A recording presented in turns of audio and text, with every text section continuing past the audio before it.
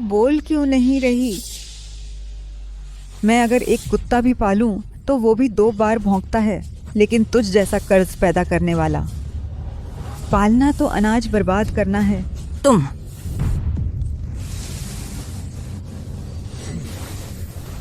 यह कैसी हवा चल रही है?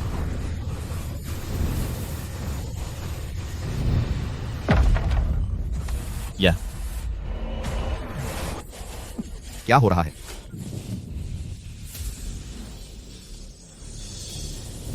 मेरी बात सुनना चाहते हो तो जब नरक में पहुंचोगे खूब मौका मिलेगा।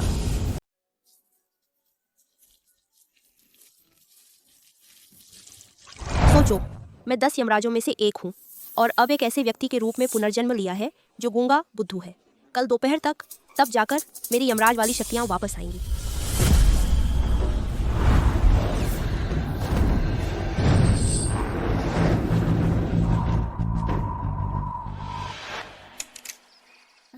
पता है तुम्हें जीवी की उस सास के बारे में बहुत बुरी है वो सच में।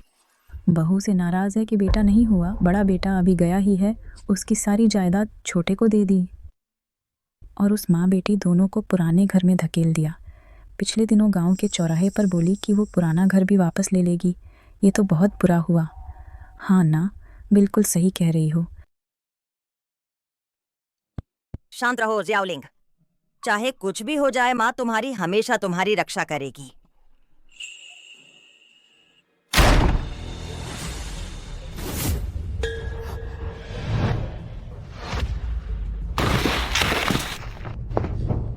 अरे, तुझे आसमानी बिजली क्यों नहीं काटती? अभागिन, तूने मेरे बेटे को मार डाला और अब जी के घर में पड़ी है। फटाफट निकल यहाँ से। गुजी का घर, गुजी की जमीन, तुम दोनों माँ बेटी का, इसमें कोई हिस्सा नहीं। सास जी, आप क्या कह रही हैं? ये पुराना घर चेंगडोंग ने जियाओलिंग के नाम छोड़ा था। तू शुरू से ही मैं राजी नहीं थी चेंगडोंग की। तुमसे शादी से एक परदेसी बहू, और नतीजा कितने साल हो गए घर आए, एक अंडा तक नहीं दे पाई। मुश्किल से प्रेग्नेंट हुई तो पैदा किया इस नुकसानदेह चीज को, वो भी एक बुद्धू। मेरे ख्याल से ये मरखम लड़की शायद तूने किसी और मर्द से संबंध बनाकर पैदा की है, ये हरामी औलाद। मैं 10 यमराजों में से एक हूँ। तुम्हारी हिम्मत कैसे हुई मेरे खून को संदेह की नज़र से देखने की? जल्दी ये ट्रांसफर डॉक्यूमेंट साइन कर दो।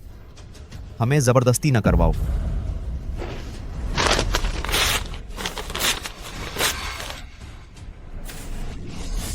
मैं साइन नहीं करूंगी। जियाओलिंग पहले से ही कमजोर है। अगर ये पुराना घर भी चला गया तो हमारे पास सिर छुपाने की जगह तक नहीं बचेगी। क्या तुम मुझसे मारने पर तुले हो? तू साइन नहीं करेगी और फिर भी हमारे घर में रहोगी। मैं तुझे मार डालूंगी। मेरे अपनों को चोट पहुंचाना मौत के लायक है। मैं तुझे मार डालूंगी।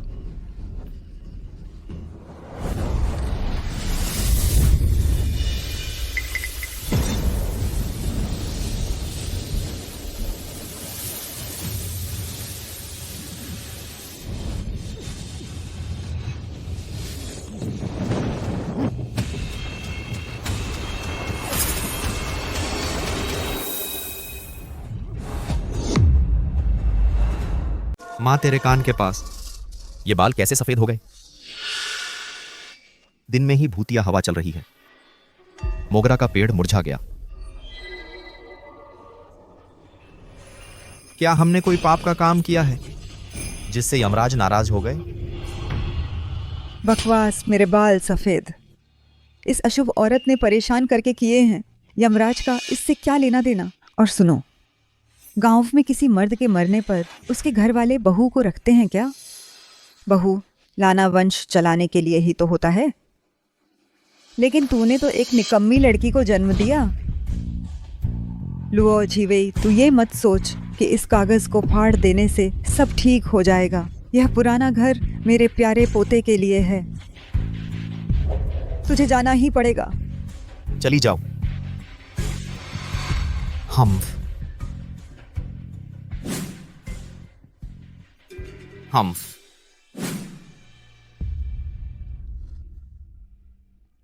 शाओलिंग, डरो मत। हालांकि पिताजी अब नहीं हैं, लेकिन जब तक माँ है कोई तुम्हें परेशान नहीं कर सकता। माँ, बस एक और दिन बाकी है, मेरी यमराज की शक्ति वापस आ जाएगी, तब हमें सताने वाले हर किसी को इसकी कीमत चुकानी पड़ेगी। जीवे, जीवे, तुम्हारी सास गांव के चौराहे पर लोग जमा कर रही हैं, कह रही हैं कि कल वे इस पुराने घर को जबरन गिरा देंगी। क्या? जबरन गिराना? हाँ, शाओलिंग, डरो मत, चलो हम देखने चलते हैं।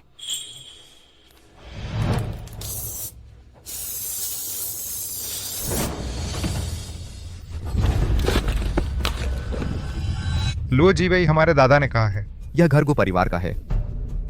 तुम लोग यहाँ अड़े रहोगे तो जबरन गिरा देंगे। तुम लोग हम माँ बेटी को बेघर करना चाहते हो, ये तो बहुत ज्यादती है। मैं मुखिया से हमारा न्याय करवाऊंगी। तू एक बाहर से आई बहू एक बेटा तक पैदा नहीं कर सकी। मेरी बीवी ने तो लड़का ही पैदा किया है, वही तो गू परिवार की असली औलाद है। न्याय करवाना है? जब तू मर जाएगी तो नीचे यमराज से जाकर अपना न्याय करवा लेना। हाँ हाँ हाँ हाँ। यमराज यहाँ है, तुम सब सजा पाओ।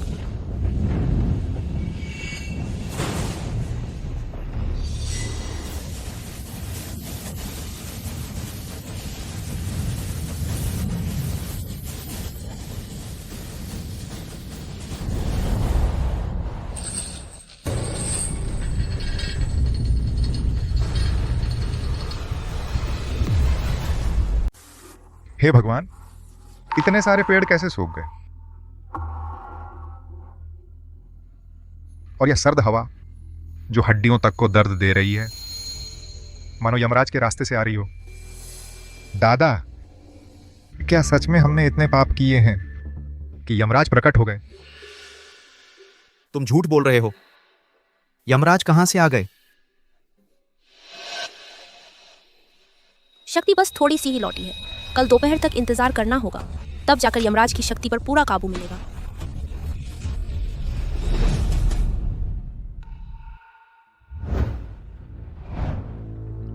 परिवार के सभी बुजुर्गों, हालांकि शाओलिंग लड़की है, लेकिन वह भी गुटा परिवार का ही खून है। चेंगरोंग ने हमारे लिए जो जमीन छोड़ी थी वह दूसरे भाई ने छीन ली है। अब बस यही पुराना घर बचा है, अगर आखिरी रहने की जगह भी तोड़ दी गई तो क्या यह माँ बेटी को मारने पर तुला नहीं है? ईश्वर की सौगंध, यह तो साफ साफ दबंगई है। भाभी, तुम चाहे यहाँ और भी घुटने टेक लो। सिर फोड़ लो, मेरा घर लेने की सोचना भी मत। तुम यहाँ रो धोकर हमारे गु परिवार के पूर्वजों की शांति भंग कर रही हो। माँ, भाभी के गुस्सा उसी परिवार में आने के बाद से उन्होंने कभी मेहनत में कमी नहीं की। पूरे परिवार का गुजारा, यहाँ तक कि मेरी पढ़ाई का खर्च भी भाभी ने ही उठाया। अभी बड़े भाई गए ही हैं और आप दूसरे भाई के साथ मिलकर खुलेआम यह घर छीन रहे हैं। यह बहुत ज्यादती है। गु चेंगफेंग, तू मेरे पेट से निकला है। मैं बाहर वालों की तरफ कैसे हो गई? पहले मुझे तुझे इतनी पढ़ाई नहीं करवानी चाहिए थी। इतनी उम्र हो गई है, अभी तक शादी नहीं की, और अपनी भाभी के सामने तो बहुत चापलूसी करता है। माँ, तुम क्या बकवास कर रही हो?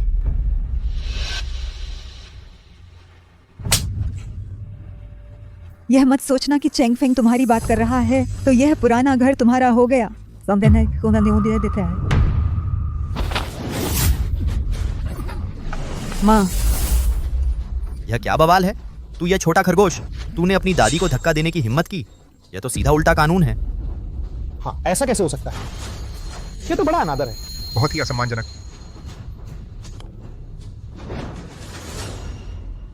आज बड़ों को धक्का देने की हिम्मत करता है, कल हत्या और आगजनी करेगा। मेरे ख्याल से मार कम पड़ी है। माँ, शाओलिंग अभी इतनी छोटी है, तुम्हारी यह एक छड़ी उसकी हड्डियां तोड़ देगी। नहीं। गू परिवार के तीसरे बेटे, तुम्हारा नाम गू है। तुम एक बाहरी की मदद करके अपनी माँ के खिलाफ कैसे खड़े हो सकते हो?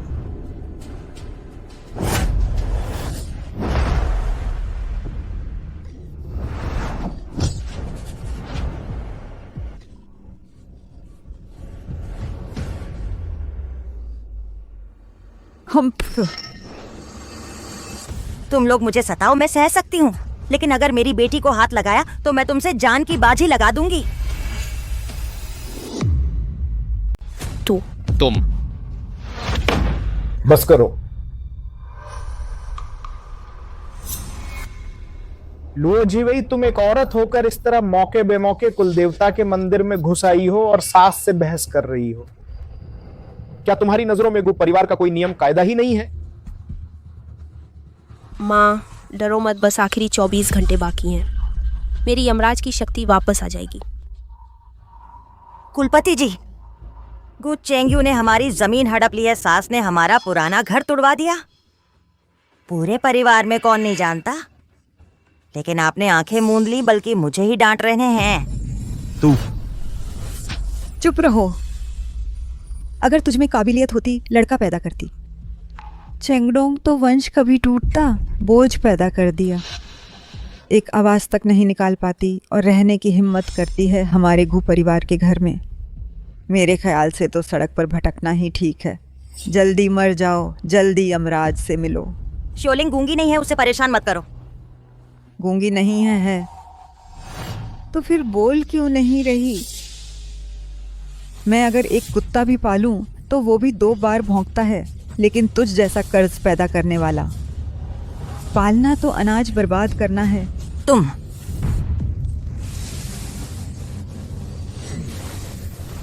यह कैसी हवा चल रही है?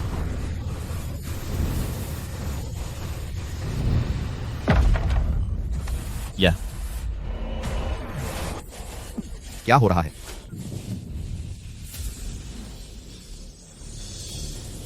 मेरी बात सुनना चाहते हो तो जब नरक में पहुंचोगे खूब मौका मिलेगा।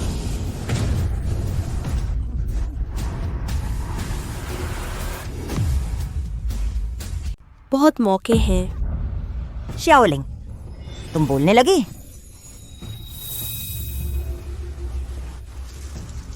मेरी शाओलिंग बोलने लगी। हे भगवान, यह मूर्ख आखिर बोलने लगी। चमत्कार है। सचमुच गु परिवार के पूर्वजों की कृपा है या कुछ और? या माँ, तुम्हारे बाल इतने सफेद हो गए हैं। अभी जो झलक दिखी, क्या वो काला सफेद यमदूत थे? माँ, अब से शियाओलिंग आपकी रक्षा करेगी। किसी को भी आपको सताने नहीं दूंगी।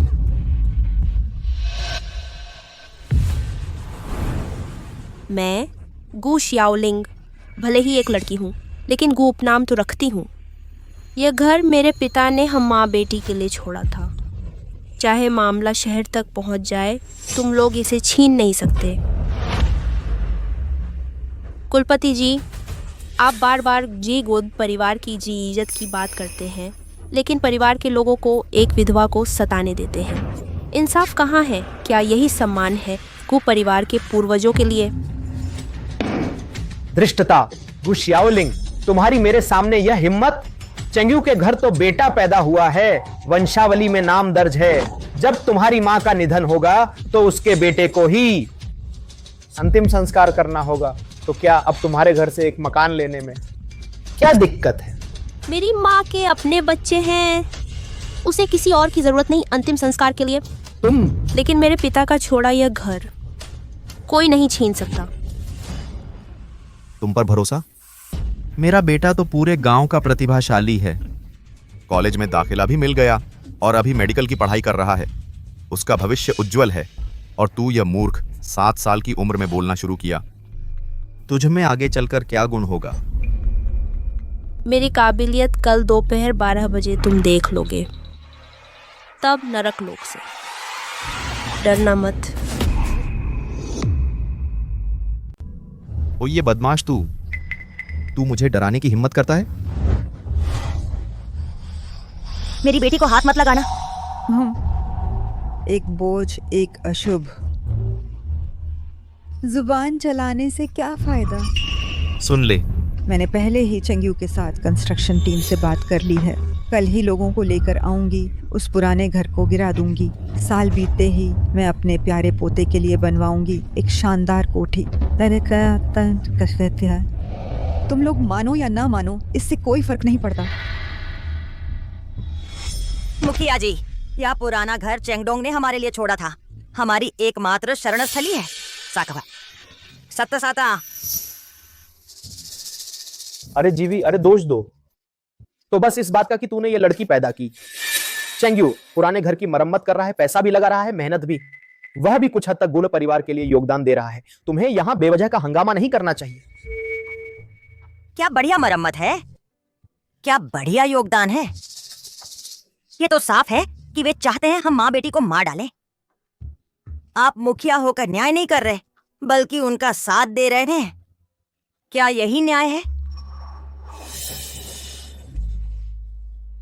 लुओ झीवी, मैं तुम्हारे मरे हुए पति की वजह से ही तुमसे अच्छे से समझा रहा हूं। समझदारी दिखाओ, जल्दी से यहां से चले जाओ। झीवी, बुरी खबर है। झीवी, बहुत बुरी खबर है। तुम्हारे घर की बाहरी दीवार किसी ने तोड़ दी है। माँ, तुम लोग घर जबरदस्ती ढाने की हिम्मत कैसे कर सकते हो? ये तो सीधा डकैती है। चेंगफेंग, इस बात से तुम्हारा कोई लेना देना नहीं है। तुम शहर वापस जाओ और अपने काम पर ध्यान दो।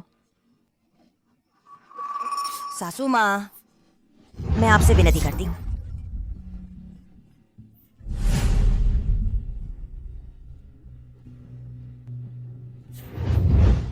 सभी बुजुर्गों, मैं आप सबसे विनती करती हूँ। सारी गलती मेरी है, मैं ही नाकाबिल हूँ। लेकिन शाओलिंग, वह चेंगडोंग की खून रहता है। बस उसे रहने के लिए एक जगह दे दो। आप मुझे जो भी करने को कहेंगे, मैं वह सब करूंगी। चेंगफेंग, तुम्हारे बड़े भाई को तुमसे बहुत प्यार था। मैं तुमसे विनती करती हूँ, भाभी की तरफ से तुम्हारी माँ को समझाओ, पुराने घर को मत तोड़ो। चाहे तुम मर भी जाओ और यमराज के दरबार में जा पहुंचो, हमारे गु परिवार के इस घर में तुम्हारा कोई हिस्सा नहीं है। हम माँ, इनसे विनती मत करो। कल से हमारे इस पुराने घर को जिसने हाथ लगाया वही मरा।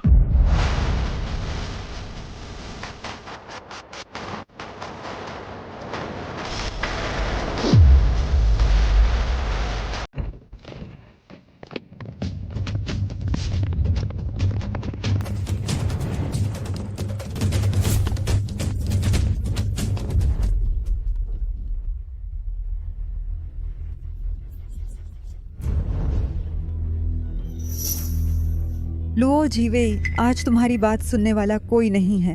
एक दिन का समय बीत चुका है। इस बोझ को लेकर मेरी नजरों से दूर हो जाओ। यह हवेली मेरी और शाओलिंग की एकमात्र चीज है। जब तक मेरे शरीर में जान है थे, कोई भी इसमें कदम नहीं रख सकता। हम कोई है? इन माँ बेटी को मेरे घर से बाहर निकाल दो और घर के अंदर की सारी चीजें तोड़ फोड़ दो।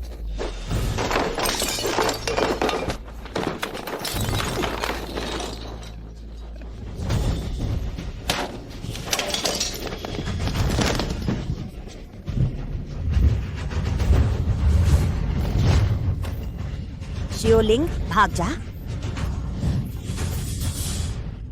समझ में नहीं आता क्या? नीच, मुझे मजबूर कर रहे हो हाथ उठाने के लिए। बस 2 मिनट और तब मेरी यमराज शक्तियाँ वापस आ जाएंगी।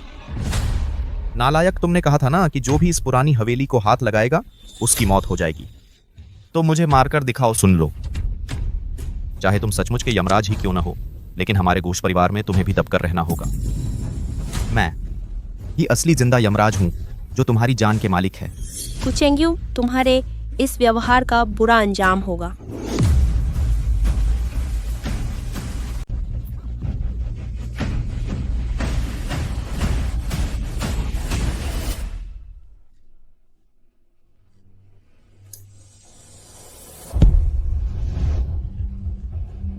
मैं तुमसे विनती करती हूँ। शाओलिंग कमजोर है, सड़क पर नहीं रह सकती। तुम लोग इस घर को मत छुओ। नहीं जाओगी है ना? तो फिर मत जाओ। माँ,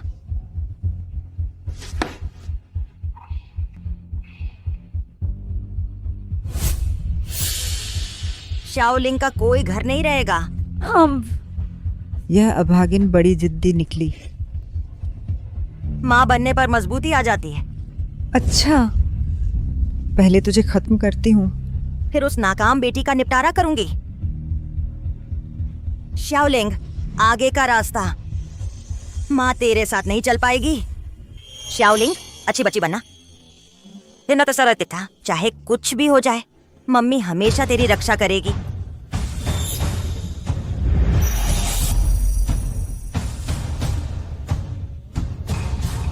पाँच सेकंड बाकी है। माँ, मेरा इंतजार करो। आओ शाओलिंग, अंडा खाओ, शरीर को ताकत मिलेगी।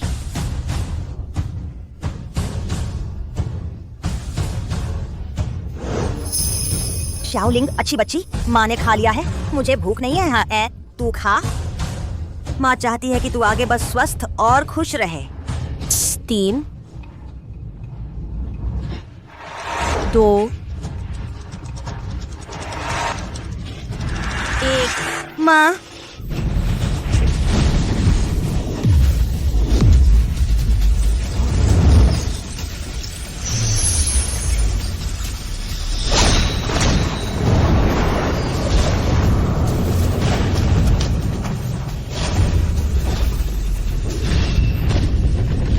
मेरी माँ को हाथ लगाया तो ये देवता तुम्हें सजा देता है। अनंत काल तक मुक्ति न मिले, मरो।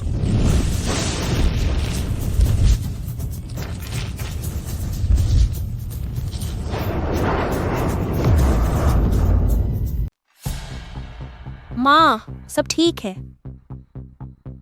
बस थोड़ी सी सजा दी है। अगर तूने मेरी माँ को छुआ तो ये इतना आसान नहीं होगा।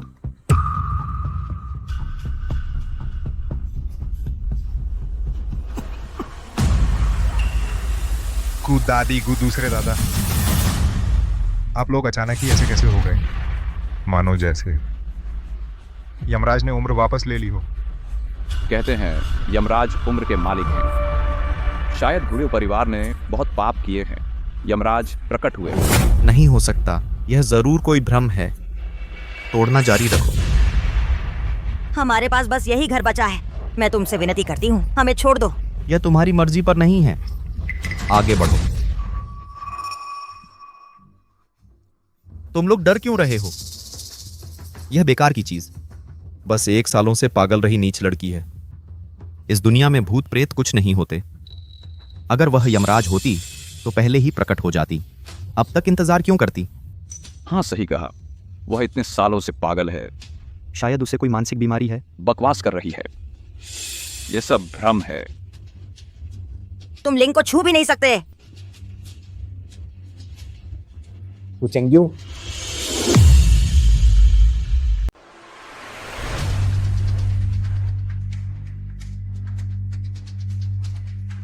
चेंग्यू, ये पुराना घर अभी तक गिराया क्यों नहीं गया? बेटा प्यारे पोते, तुम कैसे आ गए? पिताजी, दादी, आप लोग इतने बूढ़े कैसे हो गए? पता नहीं उन्होंने कौन सा जादू टोना किया है। बेटा, तुम विदेश में मेडिकल की पढ़ाई कर रहे थे ना? जल्दी से पिताजी को देखो। प्यारे पोते, तुम हमेशा से दादी के गर्व हो। यह यह जादू टोना तुम्हारे लिए मुश्किल नहीं होगा। इन कुछ सालों में मैं तो बस मौज मस्ती में लगा रहा। मुझे आयुर्वेद की क्या जानकारी है? मेरी यह डिग्री तो पैसे देकर खरीदी हुई है। बिल्कुल भी नहीं। पिताजी और दादी के सामने पोल खुलनी चाहिए।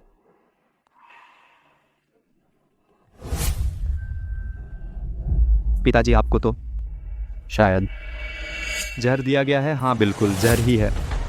जब मैं वापस जाऊंगा तो आपका इलाज कर दूंगा। अच्छी बात है। मैं और तुम्हारी दादी सोच रहे थे इस पुराने घर को वापस लेकर एक नया बंगला बनवाएं ताकि तुम्हारी शादी हो सके, लेकिन हमने सोचा नहीं था कि वे हमें जहर दे देंगे। मुखिया जी, आपको हमारे लिए न्याय करना होगा। जहर? बस यह तुम्हारे अपने कर्मों का फल है। देखिए मुखिया जी, वह तो बस नाटक कर रही है। मुखिया जी, हम माँ बेटी बस इसी पुराने घर में रह गए हैं। इसे गिराया नहीं जा सकता। कृपया हमारा न्याय करें। अरे, सब तो एक ही परिवार के हैं ना। एक का भला तो सबका भला। दूसरे घर वालों का अगर भला होगा तो तुम्हारा घर भी अच्छा हो जाएगा ना। तो फिर हम कहाँ रहें? चाची, संयोग से मेरे पिताजी के वो लकड़ी के शेड खाली पड़े हैं, क्यों ना वहीं चले जाओ। तुम एक विधवा हो, एक बच्चे के साथ इतने बड़े पुराने घर में रहने की क्या जरूरत है? वह जगह तो हर तरफ से खुली हुई है। अभी मौसम ठंडा है, उसमें रहना तो मुश्किल ही है। माँ, इन लोगों से मिन्नत करने की जरूरत नहीं। ये और वो लोग साथ मिलकर षड्यंत्र कर रहे हैं। यह न्याय कैसे करेगा? धृष्टता, क्या यही है तुम्हारा बड़ों के साथ व्यवहार? तुम्हें शिष्टाचार की जरा भी समझ नहीं है। कुल के नियमों के अनुसार मुखिया का अपमान करने पर 50 कोड़े लगने चाहिए। लाओ इसे। वह तो 7 साल की बच्ची है। ये सजा तो जवान मर्द भी नहीं झेल पाए। श्योलिंग इसे कैसे सह पाएगी? तो फिर क्या किया जाए? अब तुम्हारे घर का मामला इस हद तक बिगड़ गया है, मैं मुखिया होने के नाते क्या कोई फैसला नहीं सुनाऊं? ठीक है, ये रहा हल, तुम ये पुराना घर कुयोंग को दे दो तो बात खत्म। बेशर्म।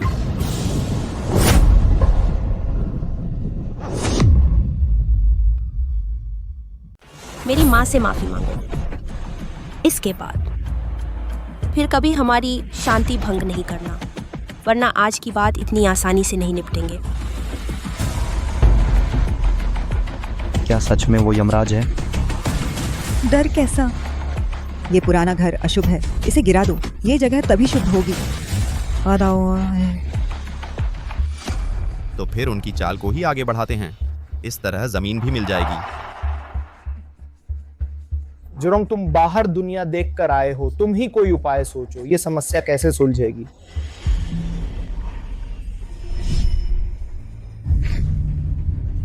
मैंने किताबों में पढ़ा है भूत प्रेत आग से डरते हैं।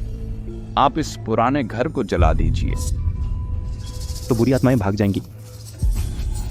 कितने मूर्ख हो। ठीक है, जोरोंग जी कहें तो सही। इस पुराने घर के चारों तरफ तेल डाल दो।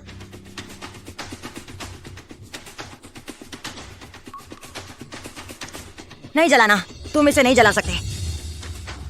ये तुम्हारे हाथ में नहीं है। आज तुम में से कोई भी इस घर को हाथ नहीं लगा सकता। तू एक 7 साल का बच्चा है, ढोंग क्यों कर रहे हो? सच में लगता है तू यमराज है? ये क्यों नहीं जल रहा? हर बार ऐसा लगता है कोई मेरी पीठ पर सवार भी जो इसे बुझा देता है। क्या सच में कोई भूत है? ये क्या हो रहा है? क्या सचमुच भूत प्रेत होते हैं? यमराज, यमराज जान लेने आया है। तुम लोग क्यों डर रहे हो? मैंने अपनी आधी से ज्यादा जिंदगी देख ली है। ऐसा क्या है जो मैंने नहीं देखा? इस दुनिया में भूत प्रेत कुछ नहीं होते। जरूर कोई आने वाला है, जल्दी जाकर देखो कौन है। आप कौन हैं?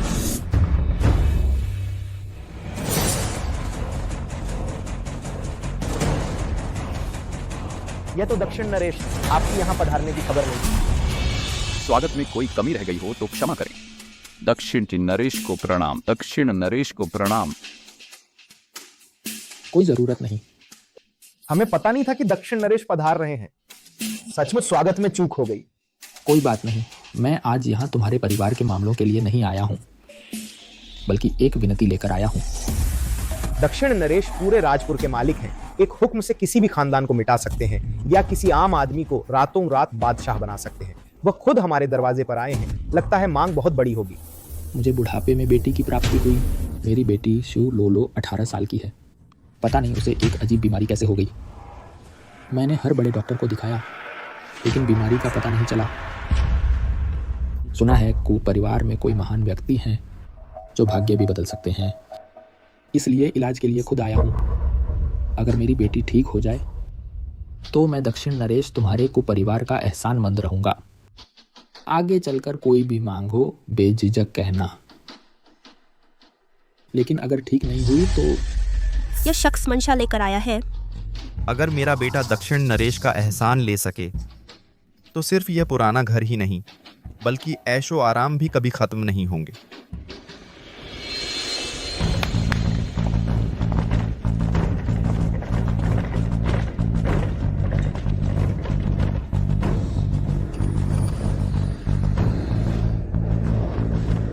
यह मेरी बेटी लोलो है।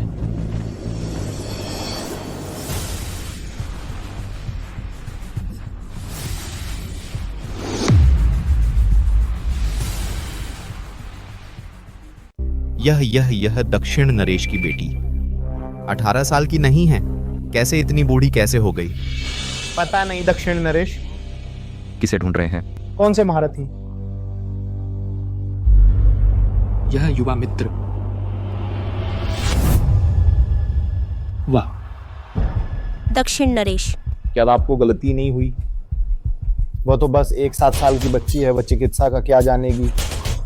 मेरा यह प्यारा पोता विदेश से पढ़कर आया है, देश विदेश की चिकित्सा जानता है। उसे ही आपकी बेटी का इलाज करने दीजिए। क्या आप मेरे फैसले पर सवाल उठा रहे हैं? नहीं नहीं, बस ये कुतिया, वह एक बच्ची है, अगर कुछ गलत हो गया तो मेरा बेटा क्या करेगा? उसे सीमा का पता है। एक बार आजमा कर देखें। मैं तो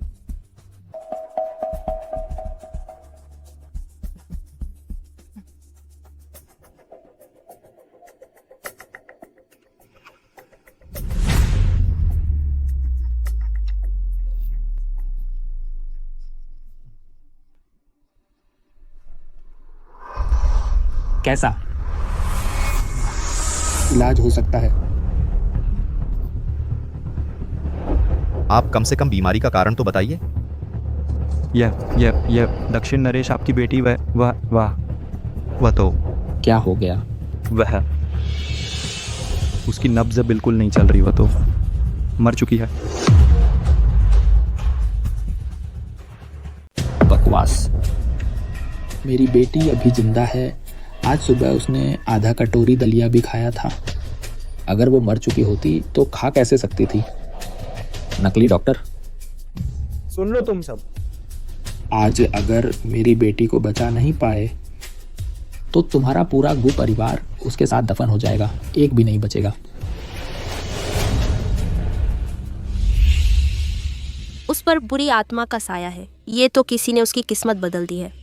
लगता है दक्षिण नरेश ने काफी दुश्मन बना लिए हैं। मैं कर सकती हूँ।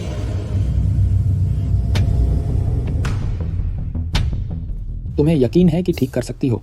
अगर मैं नहीं कर सकती तो इस दुनिया में कोई और नहीं कर सकता। ठीक है, पर जैसा मैंने कहा था, अगर तुम मेरी बेटी को ठीक कर दो तो ठीक है, लेकिन अगर नहीं ठीक कर पाई या कुछ गड़बड़ हुई तो वो परिवार के सब मर जाएंगे और तुम भी मरोगी।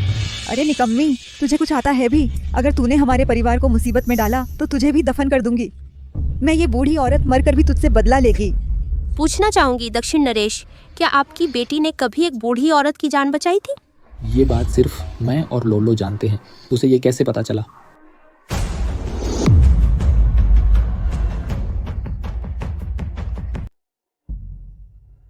छोटे देवता, आप जल्दी देखो, मेरी बेटी को देखो, आखिर हुआ क्या है, उसे क्या बीमारी है? उसे कोई बीमारी नहीं है।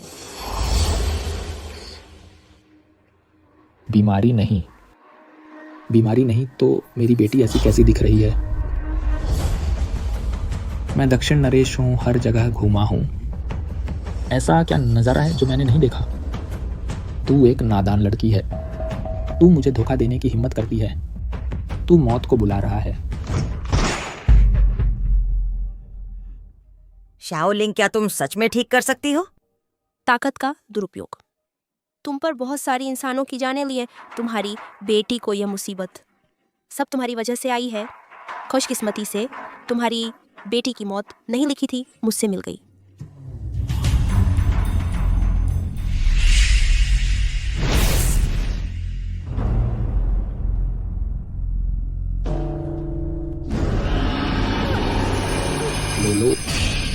लोलो, तुमने मेरी बेटी के साथ क्या किया? लोलो,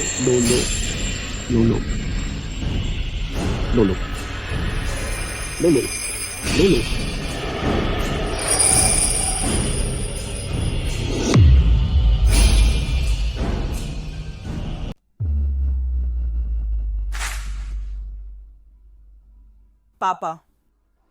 बेटी, तुमने मुझे डरा दिया। बेटी,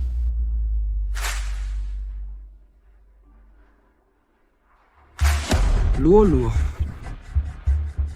छोटे डॉक्टर, यह क्या हुआ? लेकिन मामला अभी खत्म नहीं हुआ है। उसकी आत्मा शरीर में लौट आई है, लेकिन उसके शरीर में बुरी आत्मा अभी भी है। और अब सिर्फ एक अगरबत्ती जलने का समय बचा है। छोटे डॉक्टर, जल्दी कोई उपाय सोचो, मेरी बेटी को बचाओ। श्याओलिंग, माँ, मुझ पर विश्वास करो।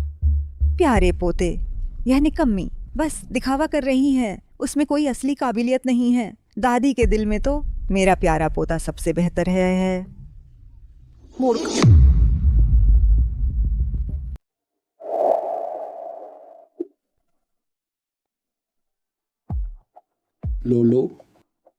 लो। श्रीमती जी, आप 3 महीने पहले कहाँ गए थे? किसी शक्ल के आदमी से मिले थे। मैं और मेरी एक सहेली दक्षिणपुरी घूमने गए थे। रास्ते में फटे पुराने कपड़े पहने एक बूढ़ी दादी मिली। मुझे उस पर तरस आ गया, तो मैंने उसे थोड़े पैसे दे दिए। उसने तुम्हें क्या दिया? उसने मुझे एक सेब दिया। मैं वापस आकर उसे खा लिया।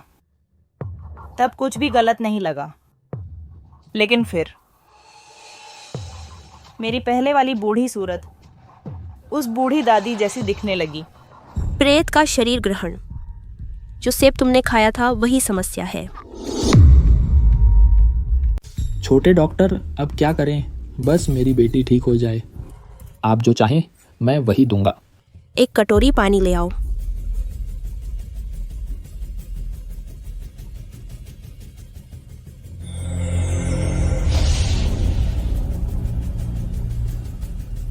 यह पानी पी लो। तुम्हें बहुत तकलीफ होगी, लेकिन तुम्हें जरूर डटे रहना होगा। सफल होगा या नहीं, यह तुम्हारे भाग्य पर निर्भर है। ठीक है।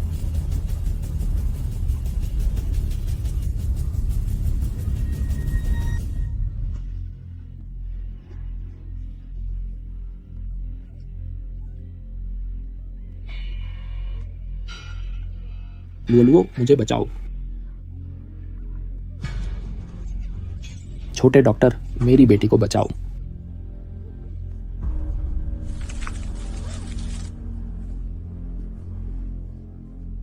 प्रेत का शरीर ग्रहण करने वाला माध्यम हटा दिया गया है।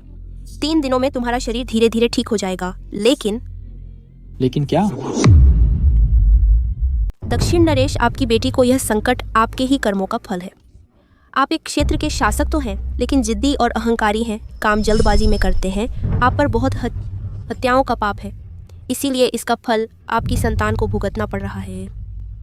छोटे डॉक्टर गुजी, आपकी बात सही है। मैं बहुत देर से ऊंचे पद पर बैठा हूँ, अपनी जड़ें भूल गया हूँ। आपका सबक सही है। आगे से मैं नेक काम करूँगा, पुण्य कमाऊँगा, खूब दान पुण्य करूँगा। मेरी जान बचाने के लिए धन्यवाद, छोटे डॉक्टर गुजी। सचमुच इस छोटे बदमाश ने ठीक कर दिया। छोटे डॉक्टर गुजी, आपका यह महान उपकार मैं दक्षिण नरेश हमेशा याद रखूंगा। आज से कोई भी मामला हो, छोटे डॉक्टर गुजी के एक इशारे पर मेरा दक्षिण नरेश महल पूरी मदद करेगा।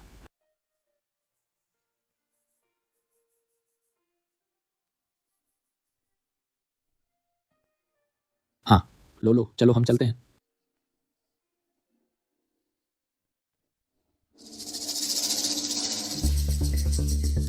आज से दूसरे घराने को वंशावली से निकाला जाता है। गुजुरोंग और गुचेंग्यू मरने के बाद गु परिवार की पैतृक कब्रगाह में नहीं आ सकते।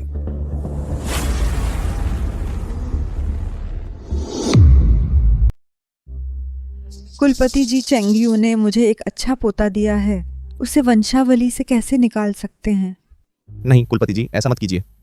अगर आप हमें गुट परिवार से निकाल देंगे तो जूरोंग का भविष्य क्या होगा गुजुरोंग? तुम लोगों ने उसे क्या बना दिया है? कुछ सीखा नहीं? आज हमारे गु परिवार का सिर शर्म से झुक गया। तो मेरे प्यारे पोते को जो जमीन और प्रॉपर्टी मिली थी वो तो ले जाने देंगे ना? प्रॉपर्टी इन कुछ सालों में तुमने बड़े घर की संपत्ति हड़प ली, क्या वो कम थी? जाओ ये सारी संपत्ति वापस बड़े घर को लौटा दो। और चेंग डोंग के घर वाली ने हमें एक बोझ पैदा कर दिया, उसका मैं क्या करूं? अरे कुलपति जी, मैं तो अभी लौटा हूँ, इस सब से मेरा कोई लेना देना नहीं है। ये सब मेरे पिता और दादी ने किया है, आप उन्हें गु परिवार से निकाल दीजिए, लेकिन मुझे मत निकालिए। तू कितना कृतज्ञ है। इन सालों में मैंने तेरी पढ़ाई पर इतना पैसा खर्च किया और तू हमें ये बदला चुकाता है। अगर तुम नहीं होते जो जूलोलो का इलाज करने पर जोर देते तो क्या हम इस हालात में पहुंचते? जब तक सच में मुसीबत नहीं आती, इंसान अपनी गलती नहीं समझ पाता। कर्म का फल सब अपने किए का परिणाम है। चलो हम चलते हैं।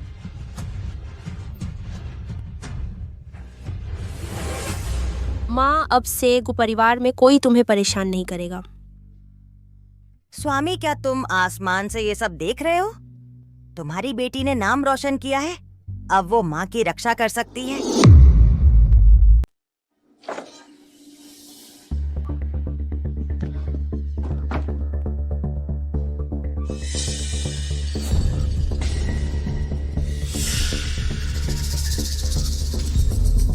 तुम दोनों यहाँ कैसे आ गए? हम तुम्हें छोड़ना नहीं चाहते थे। सीधी बात करो। हा हा हा हा हा।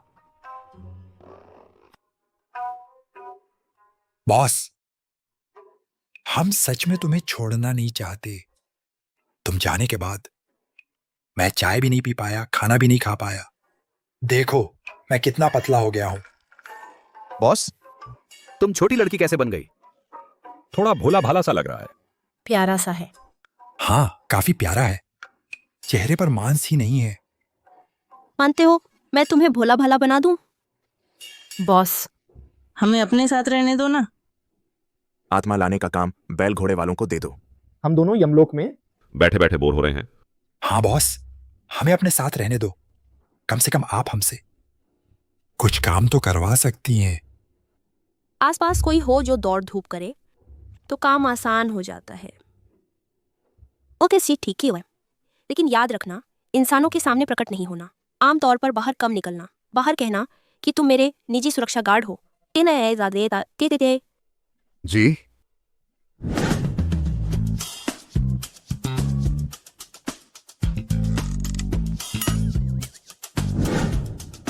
अरे वाह, कई सालों बाद इंसानों की दुनिया में आए हैं। काफी बदलाव हो गया है। कैसा लगा बॉस? ठीक है ना?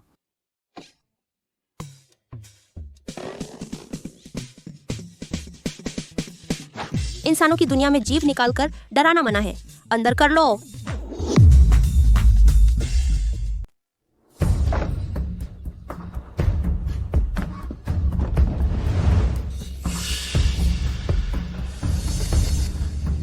माँ, रास्ता छोड़ो। दिव्या, ये दोनों कौन हैं? देखो इनके चेहरे कितने सफेद हैं, बिल्कुल फीके पड़े हुए। सब डरावने लगते हैं। पवन दास, दिव्या शुक्ला, मैंने इन्हें मदद के लिए बुलाया है। अच्छा, तुम दोनों हंसना बंद करो। हंसते हुए तो और भी डरावने लगते हो। चलो, मुखिया हमारा इंतजार कर रहे हैं खाने के लिए।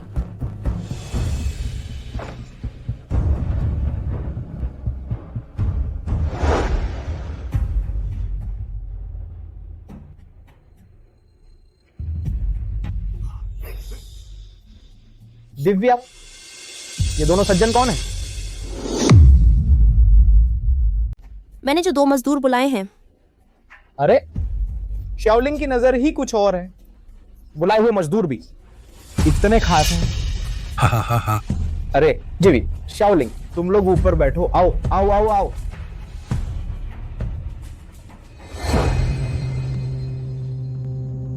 बताओ, क्या चाल चल रहे हो? अरे शाओलिंग, तुम क्या बात कर रही हो? अरे आखिर हम सब तो गु परिवार के हैं ना। पहले मैं बूढ़ा होकर भटक गया था, मैंने गलत किया, पर सब हमारे परिवार की भलाई के लिए था। ऐसा नहीं है क्या? आज परिवार के बुजुर्ग चाय को शराब मानकर तुमसे माफी मांगता हूं। अच्छा ठीक है, तो पहले खाना खा लेते हैं। दक्षिण नरेश आ गए हैं।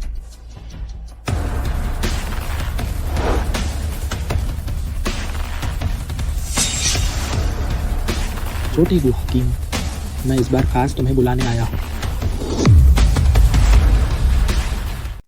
दक्षिण नरेश, आपने मुझे किस मामले में बुलाया है? छोटे डॉक्टर साहब, मैं भी किसी के कहने पर आया हूँ। आपसे एक काम के लिए बाहर निकलने की गुजारिश है। एक बार समुद्रपुर। समुद्रपुर? छोटे डॉक्टर साहब, चिंता मत कीजिए, आप सभी का सफर का खर्च हम उठाएंगे। सेवा पूरी मेहनत से करेंगे और इनाम की बात है तो उसकी तो चिंता ही ना करें।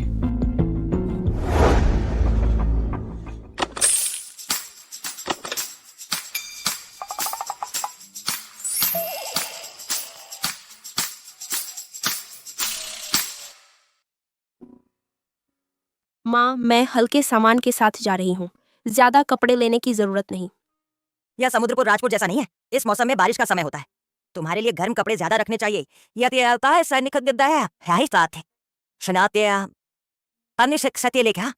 माँ, आपको समुद्रपुर के बारे में इतनी जानकारी कैसे है?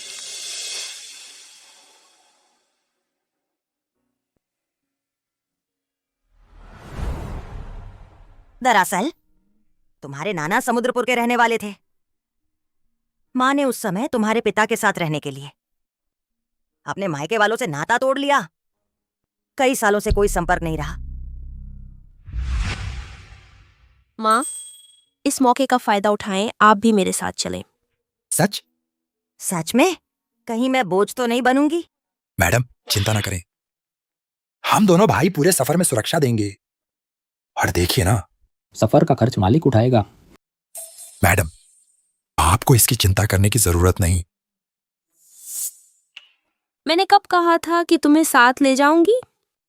अरे बॉस, हम जा रहे हैं तो मैडम की देखभाल के लिए ही। हाँ ना, समुद्रपुर वहां तो कितने स्वादिष्ट व्यंजन हैं, मैंने तो कभी खाए ही नहीं। हे। ये दोनों मस्करे, इन्हें साथ लेने का वादा करके पछता रही।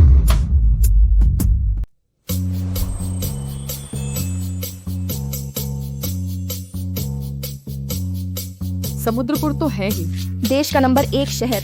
राजपुर से कहीं ज्यादा भीड़ भाड़ है। अरे ये फर्श कितना चमक रहा है, इसमें तो शीशे की तरह चेहरा दिख रहा है।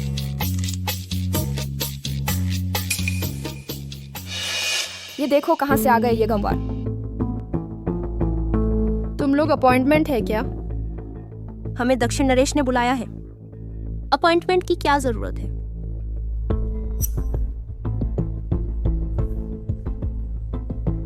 यही चाहिए था ना तुम्हें? कोई है? इन लोगों को बाहर निकालो। किसकी हिम्मत? अरे सुनो, ओ गप्पी औरत, यमलोक के नियमों के मुताबिक जो झूठी अफवाहें फैलाता है गप्पी औरत, उसे भाप के बर्तन में उबाला जाता है। हाँ, फिर ठंडा होने के बाद मानव रूप में डाला जाता है और बार बार पिघला कर डाला जाता है। तुम लोगों की हिम्मत तो देखो। दक्षिण नरेश का निमंत्रण पत्र था। नकली बनाने की हिम्मत कर दी। गर्दन नहीं चाहिए क्या? हमें तो दक्षिण नरेश ने ही बुलाया है। अगर तुमने हमें सच में भगा दिया तो नतीजे की जिम्मेदारी ले पाओगी? ये लड़की हालांकि साधारण कपड़े पहने हैं, लेकिन उसके चेहरे पर एक अलग ही दमखम है। कहीं मैंने सच में गलत फैसला तो नहीं किया? यहाँ क्या हो रहा है? दूसरी कुमारी जी, आप काम का निरीक्षण करने आई हैं? ये लोग दक्षिण नरेश का निमंत्रण पत्र लेकर आए हैं। मुझे शक है कि कहीं।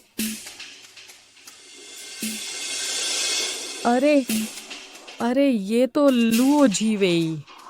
तुम तो किसी आवारा मर्द के साथ भाग गई थी, पिताजी से रिश्ता तोड़कर। अब वो आवारा मर गया तो पूरे परिवार समेत भीख मांगने आई हो क्या? अरे तू कौन है? तू हमारी मालकिन के सामने ऐसी बात करने की हिम्मत करता है? मैं तुझे बता दूं, अरे जहाँ काम से काम निकल सके वहाँ बातें कम करो। इन अभिमानी लोगों को सबक सिखाओ। लुओ झीवेई, तूने मेरे ऊपर हाथ उठाने के लिए अपने नौकरों को हुक्म दिया? पवन, दिव्या, जल्दबाजी मत करो, वह मेरी बहन है। दूसरी बेटी, यह औरत कौन है? लुओ झीवेई, अपनी शान बढ़ाना बंद कर। हमारे लुओ परिवार में तेरे जैसी पेट से होकर भाग जाने वाली कुल की बदनामी करने वाली कोई नहीं है। माँ, अगर हमारा क्लाइंट लुओ परिवार है तो हमारी यह यात्रा जारी रखने की जरूरत नहीं है। चलो हम चलते हैं। रुको, तुम्हें लगता है यह वो जगह है जहां तुम चाहो आ जाओ और चाहो चले जाओ? बस करो लुओ झीव, मैं तुम्हें अपनी सगी बहन समझकर तुमसे पेश नहीं आ रही। क्या तुम हमें तंग करना चाहती हो? यहाँ इतनी गंदगी की बदबू क्यों आ रही है? इसने न सिर्फ यहाँ की हवा को गंदा किया है बल्कि फर्श भी गंदी कर दी है। क्यों ना तुम लोग मेरे जूते चाट चाट कर साफ कर दो, फिर जाना। तुम लोगों ने मेरे जूते चाट कर साफ करो, फिर जाना। तुम क्या कह रही हो? इंसानी बात समझ में नहीं आती, मजाती हो। तू एक छोटी सी हरामजादी, तू मुझ पर हाथ उठाने की हिम्मत करती है? कोई है? जोर से मारो। रुको! पिताजी! पिताजी, लुओ जीवे इस हरामजादी को लेकर यहाँ तंग करने आई है। दक्षिण नरेश द्वारा भेजे गए राजपुर के छोटे चमत्कारी डॉक्टर, तुम ही वो छोटी लड़की हो? माँ, चलो हम राजपुर वापस चलते हैं। जीवे, यही है तुम्हारी बेटी की परवरिश। बिल्कुल तहजीब नहीं है। तुम लायक नहीं हो। तुम लायक नहीं हो। रुको, वो आखिर मेरे अपने हैं। क्या तुम? इसकी आंखें बेजान और गाल सफेद है। भौहों की हड्डी उभरी हुई है। यह बुरी आत्मा के शरीर में घुसने का लक्षण है और इस पर हत्या का मामला भी है। आज जो बुरा हाल है वह इसकी अपनी कर्मों की सजा है। मैं नहीं कर सकती और नहीं करना चाहती। दिन नहीं। अरे तू छोटी बदमाश, क्या बकवास कर रही है? चुप रहो। यह लड़की एक नजर में चेहरा पढ़ लेती है। कोई आश्चर्य नहीं कि इतनी छोटी उम्र में ही दक्षिण नरेश की नजर में चढ़ गई और राजपुर की मशहूर छोटी हकीम बन गई।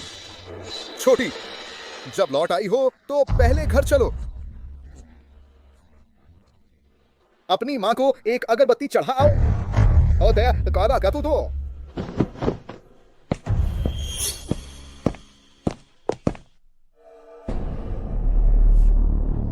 पापा, वह हरामजादी उतनी मशहूर नहीं है जितनी बाहर बताया जाता है।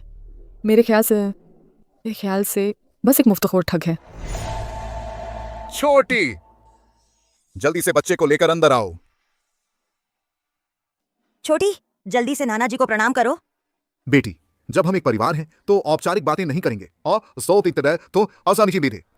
मैंने दक्षिण नरेश से अनुरोध किया था ताकि छोटी की मदद की जा सके उसके बांझपन का इलाज करने में। मैं अपनी माँ के सम्मान के लिए मदद करूंगी, लेकिन काम औपचारिक तरीके से होगा। लुओ परिवार की वो संपत्ति जो मेरी माँ की थी, बिना कमी के वापस मिलनी चाहिए। सपने देखना बंद करो। पापा, मेरा कहना सही निकला। ये लोग तो बस जायदाद के पीछे आए हैं। ठीक है छोटी, तुम्हारी शर्त मैं मान सकता हूं। मैंने 2 बीवियां रखी हैं। जीवी की वो जायदाद, वो तो उसकी मां ने ही उसके लिए छोड़ी थी। बस तुम हमारे खानदान का वारिस पैदा करवा दो।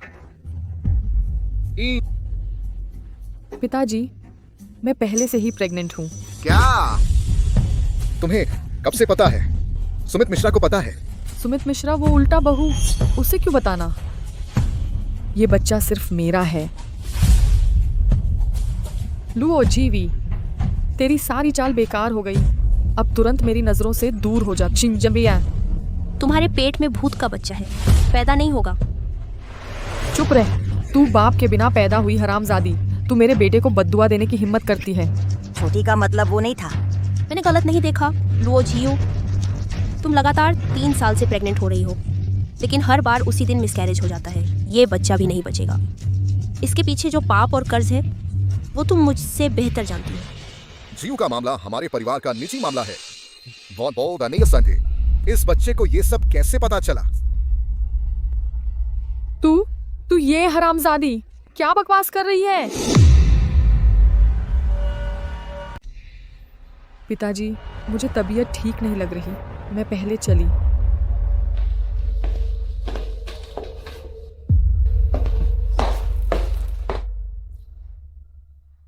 छोटी, मैंने उस समय घर वालों की तय शादी ठुकरा दी थी। तेरे पिता के साथ राजपुर शादी करने चली गई। लो परिवार मुझसे नाराज है, ये मैं समझ सकती हूँ। लो जीव मेरी सौतेली बहन है, आखिर वह मेरा अपना खून तो है। छोटी, मेरी खातिर क्या तू लो परिवार की मदद कर सकती है? माँ, लो झीव पर बहुत भारी पाप है। मैं बस अपनी तरफ से पूरी कोशिश करूंगी। कैसा पाप? बेटी, तू आजकल जो बातें करती है वो मुझे सहज ही नहीं आती। बीबी जी, अरे आज तो दिन भर की दौड़ लग गई और फिर लो परिवार ने पूरा दिन परेशान किया। चलो हम अच्छे से आराम करने चलते हैं, कल का काम भी बहुत जरूरी है। ही बीबी जी, जल्दी आराम कर लेना।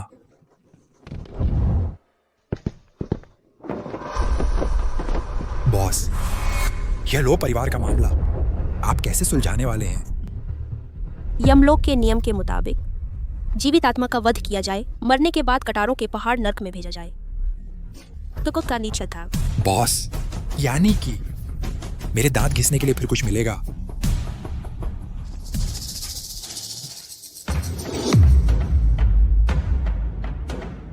सुमित, देखो मेरा ये पेट, क्या कल के मुकाबले आज थोड़ा और बड़ा नहीं लग रहा?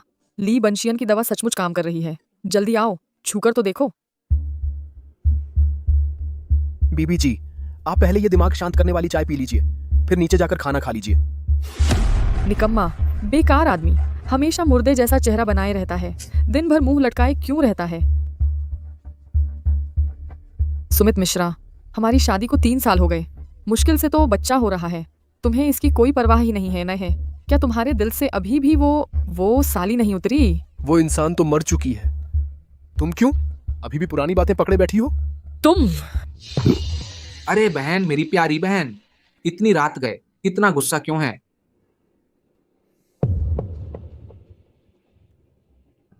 तू तो लुओ परिवार का एक गोद लिया हुआ बेटा भर है, तू मुझे बहन कैसे कह सकता है?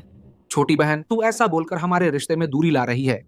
मैंने तो सुना है लुओ जीवेई अपने बच्चे के साथ वापस आ गई है। वो खास तौर पर तेरी मदद करने आई है।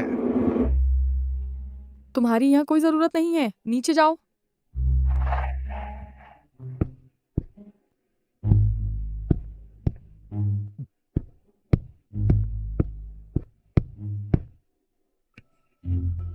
छोटी बहन, मेरा दिल सच में तेरी चिंता में है। सुना है हमारे बुजुर्ग उस छोकरी गु शिवलिंग को बहुत मानते हैं, यहाँ तक कि लुओ जीवेई का वो प्रॉपर्टी वो भी वापस लेने वाले हैं। सपना देखना बंद करो। जब मेरे पेट का बच्चा पैदा हो जाएगा, लुओ परिवार की सारी संपत्ति उसी की होगी। तुम पहले अपनी फिक्र करो। मेरी प्यारी बहन, मैं तो हमेशा तेरे साथ हूँ, कुछ भी जरूरत हो बस आदेश दो। अच्छा, तो फिर मैं तुझे एक मौका देती हूँ अपनी वफादारी दिखाने का।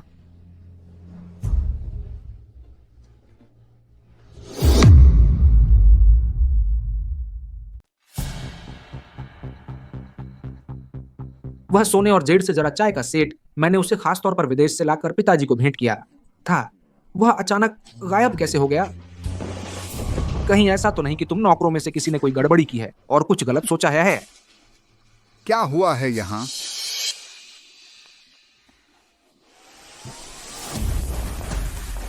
सुबह सुबह ही नाटक शुरू हो गया। यह लुओ परिवार दिन ब दिन और दिलचस्प होता जा रहा है। मुझ में इतनी हिम्मत कहाँ? बड़े भैया, कल अंदर के हॉल में सिर्फ बड़ी बहन अपने बच्चे को लेकर पूजा करने गई थी। शायद पिताजी, मैं भले ही गरीबी में रह रही हूँ, लेकिन हकीकत में कोई दिक्कत नजर नहीं, कमी कर रोता रहती। खासकर घर की चीज तो बिल्कुल नहीं। यह जरूरी नहीं है, भले ही तुम्हारे मन में ऐसा कुछ ना हो, लेकिन क्या तुम गारंटी दे सकती हो कि तुम्हारे साथ आए लोगों के मन में भी ऐसा कुछ नहीं है? मैम, हाँ दीदी, हालांकि तुम्हारे लुओ परिवार छोड़ने के बाद ही पिताजी ने मुझे गोद लिया था और हमारा साथ ज्यादा दिनों का नहीं है, लेकिन मुझे तुम पर पूरा भरोसा है। पर वह जेड का बर्तन वाकई बहुत कीमती है। चलो ऐसा करते हैं, मुझे कुछ लोगों के साथ तुम्हारे कमरे में तलाशी लेने दो, कैसा रहेगा? अरे नादान, तू क्या करने की सोच रहा है? ढूंढने की जरूरत नहीं, वह चाय का सेट मेरी माँ के शयन कक्ष में है। अगर किसी पर दोष मरना ही है तो बहाना तो मिल ही जाएगा। क्योंकि आपके लुओ परिवार ने हमारा स्वागत नहीं किया तो हम चले जाते हैं। बस एक चाय का सेट है, इसमें छानबीन करने जैसी क्या बात है? जी वे, तुम लुओ परिवार में ही रहो, मैं देखता हूँ कौन अनान कहने की हिम्मत करता है। वो कितनी रहते तुम दे अफे वह मरी ही। पिताजी, आपकी दया के लिए धन्यवाद। मुझे थोड़ा अपमान सह लेने में कोई बात नहीं, लेकिन मैं शाओलिंग को अपने साथ। शाओलिंग, चलो हम चलते हैं। रुको लुओ जिवेई, एक बार इस घर से निकल गई तो वापस मत आना। बस डर ये है कि तुम उस वक्त रो रो कर मुझे वापस बुलाओगी। छोटी दुष्ट, क्या सपना देख रही है? मैं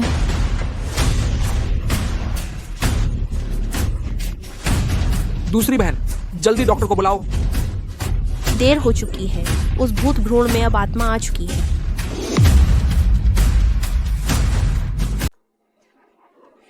मेरा पेट। छोटी बहन, तुम ठीक तो हो ना? बहुत देर हो चुकी है, उस भूत बच्चे में अब आत्मा आ चुकी है। सुमित, तुम्हारा मतलब क्या है? क्या कोई उपाय बचा है? यह भूत बच्चा बहुत जल्दी बड़ा हो जाएगा और जन्म लेते ही अपनी माँ को खा जाएगा। पिताजी, मुझे उसकी मदद नहीं चाहिए। जल्दी जल्दी जाकर सुमित मिश्रा को बुलाओ। बाबा जी ली को लेकर आओ, वे मेरी मदद करेंगे। चलो चलते हैं। धीरे धीरे चलो। माँ, ऐसा नहीं है कि मैं मदद नहीं कर रही, यह उसकी अपनी करनी का फल है।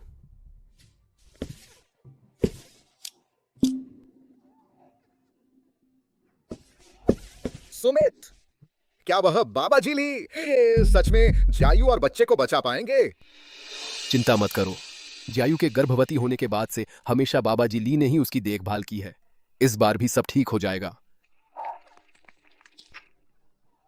बॉस, यह सुमित मिश्रा थोड़ा अजीब लग रहा है। कर्मों का फल, बुरे कर्मों की सजा, अब बस तमाशा देखने का वक्त है। बचाओ बचाओ बचाओ बचाओ बचाओ। क्या हुआ? बाबा जी ली कहाँ हैं? जायू कैसी है? वह इंसान नहीं है। दूसरी कुमारी ने इंसान नहीं जना, एक राक्षस जना है। क्या मतलब इंसान नहीं जना? मेरी बहन को आखिर हुआ क्या है?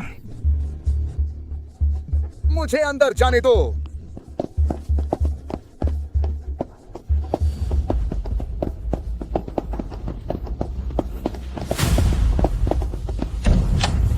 जियायू,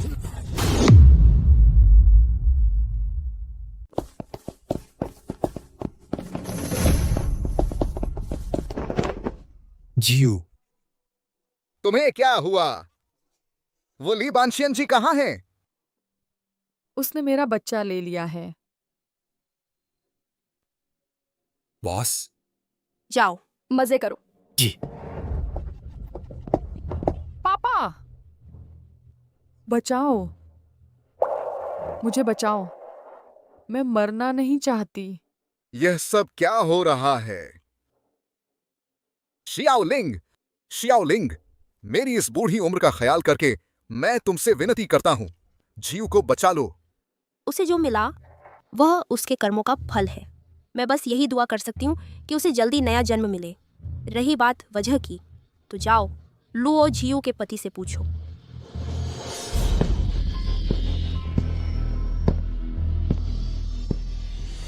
कर्मों का फल। लुओ झियू वकुतिया, लानत है उस कर्म के फल पर।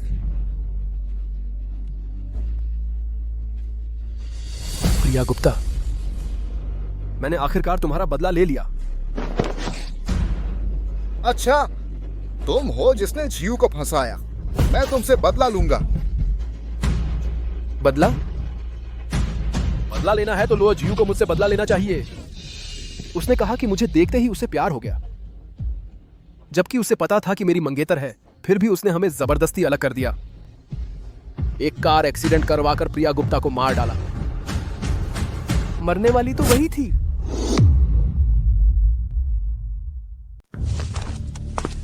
पापा, शाओलिंग, जीयू वाकई लुओ जियू की आत्मा नष्ट हो चुकी है, अब कुछ नहीं किया जा सकता। पाप पाप है।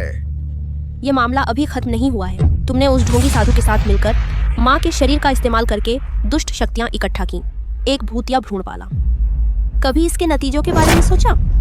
कोई फर्क नहीं पड़ता। मैंने ली बेंशियन से वादा किया था, चाहे मेरी आत्मा बिखर जाए और मैं फिर कभी इंसान न बनूं, मैं अपनी प्रिया गुप्ता का बदला लेकर रहूंगा।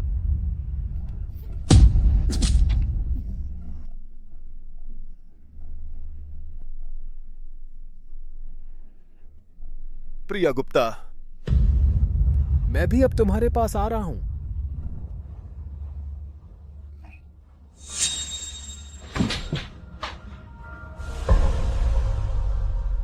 क्या शानदार नजारा है, कुत्ते कुत्ते में लड़ाई।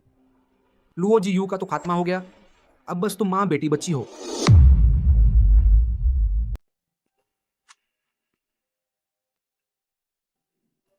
बाबू, इस बार वापस आकर सोचा भी नहीं था कि इतने उलटफेर हो जाएंगे।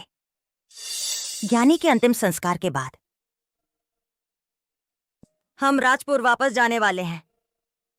ज्ञानवी, बेटी, बाबू जानता है कि पहले जो कुछ हुआ उसमें बाबू की ही गलती थी। ओ अब से तो सी को सीन आए, लेकिन अब ज्ञानी चली गई। अगर तू भी चली गई तो मेरे पास सचमुच एक भी अपना नहीं बचेगा।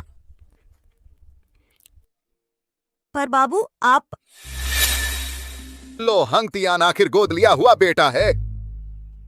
मैं हमेशा यही चाहता था कि ज्ञानी हम लोग परिवार को एक असली वारिस दे पाए। आदर इसे बातें दिजुबा के पति था, लेकिन किसने सोचा था कि वह इतनी बुरी हरकत कर बैठेगी। बेटा ओम से तदिशी आखिरकार खुद ही मारी गई। वो अब सपोती था।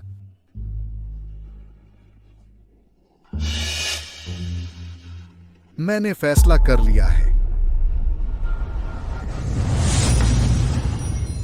कल ही प्रेस कॉन्फ्रेंस बुलाकर औपचारिक रूप से घोषणा कर दूंगा कि शाओ लिंगलो परिवार की उत्तराधिकारी है। नेयन स्वाद नारा जतों रेचिता रहा है। क्या ये सब तुम्हारी मनमर्जी है? क्या तुमने कभी पूछा कि मैं लोध परिवार की यह गड़बड़ संभालना भी चाहती हूँ या नहीं? क्या लो परिवार का कारोबार विदेशों तक फैला हुआ है, तुम उसे संभालना नहीं चाहती? पैसा वैसा तो मेरे लिए बाहरी चीज है, मुझे बस वो हिस्सा वापस चाहिए जो मेरी माँ का था।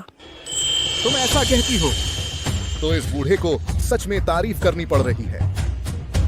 इस बूढ़े की गलती है, पहले नजर नहीं आया कि तुम इतनी कीमती हो।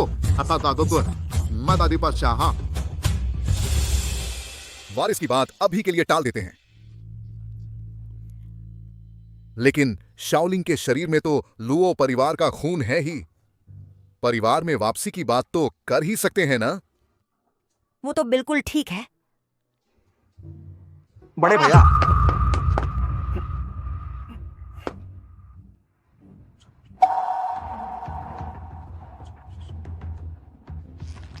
और क्या?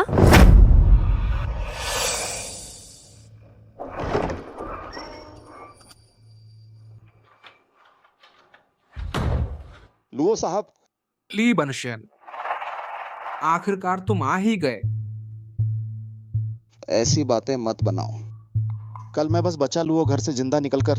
तुम्हारे पास ऐसी शक्ति है कि एक पंथ दो काज कर सकती है, लुओ जियू के अलावा। और कौन तुम्हें परेशान कर सकता है? अरे वो गु नाम की लड़की, उसकी आखिर पहचान क्या है? और उसके दो अंगरक्षक, एक काला एक सफेद, बहुत ताकतवर हैं। अगर मैंने पहले से प्लान ना बनाया होता तो मैं उनके हाथों हार जाता। तुम्हारे जैसे तरीकों से भी नहीं संभाल पाए? नहीं, अब मेरी पहचान खुल गई है। मुझे समुद्रपुर इलाका छोड़ना होगा, दूर जाकर छिपना होगा। ली बंशियन, अब हम दोनों एक ही नाव के सवार हैं। बुजुर्ग श्री लुओ ने पत्रकारों से घोषणा की है कि गु शियाओलिंग वापस आकर अपने पूर्वजों से जुड़े। क्या यह साफ नहीं कि वह वारिस बनने आ रही है? तुम उसे मेरे लिए खत्म कर दो। दोगुनी फैस।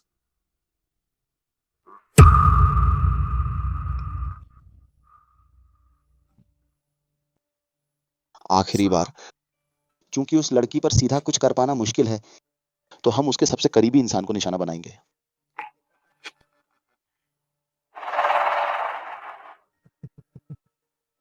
कहा ना तुम ही होली बंशियन तरीका ढूंढ लिया।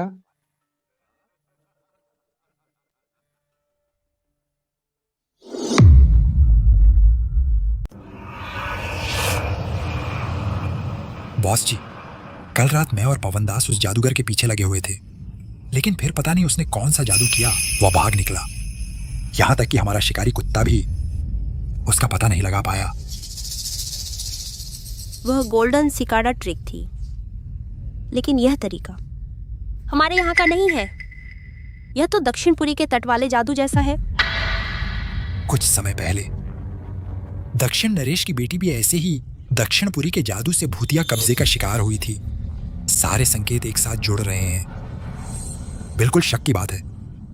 अब तो कलयुग का समय है, हर तरह के लोग बाहर निकल आए हैं, लेकिन अगर उनकी हिम्मत हुई हमारे देश में उपद्रव करने की, तो मैं बिल्कुल नहीं छोड़ूंगी।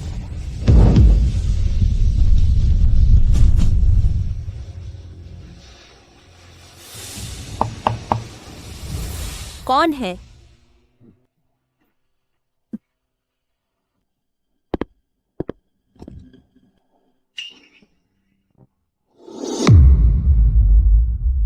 कौन?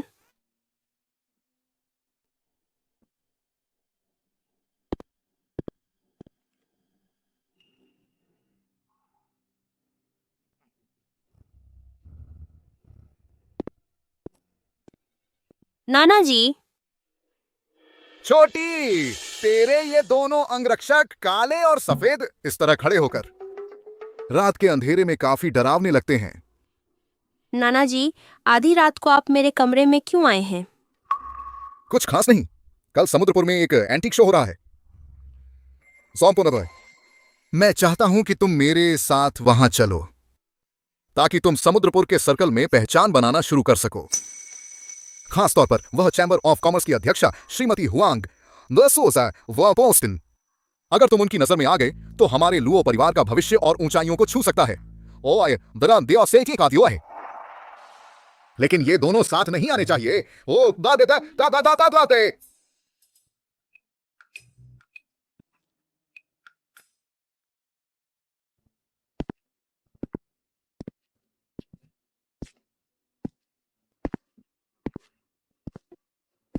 आज का ये एंटीक शो अध्यक्षा हुआंग ने ही आयोजित किया है। हर जगह के बड़े कलेक्टर आए हुए हैं। हाँ, लुओ परिवार के बुजुर्ग भी किसी को लेकर आए हैं। लगता है आज आंखों का त्योहार होगा। शायद कोई खास चीज भी हाथ लग जाए। छोटी, थोड़ी देर में शो शुरू हो जाएगा। कम बोलना, ज्यादा देखना और सीखना ना। इस बार आकर नाना जी तुम्हें सिर्फ ज्ञान बरन कल आया है। मैं यमराज हूँ, कितने युगों के बदलाव देख चुका हूँ। यहाँ की ये सभी पुरानी चीजें तो बेजान हैं, इनकी बराबरी भी नहीं कर सकती मेरी चढ़ावे की थाली से।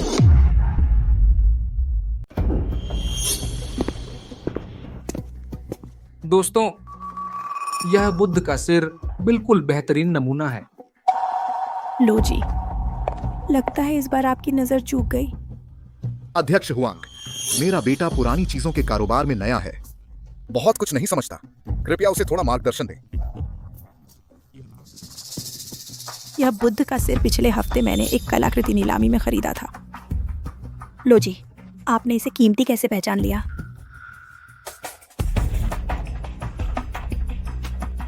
दोस्तों, ध्यान से देखिए।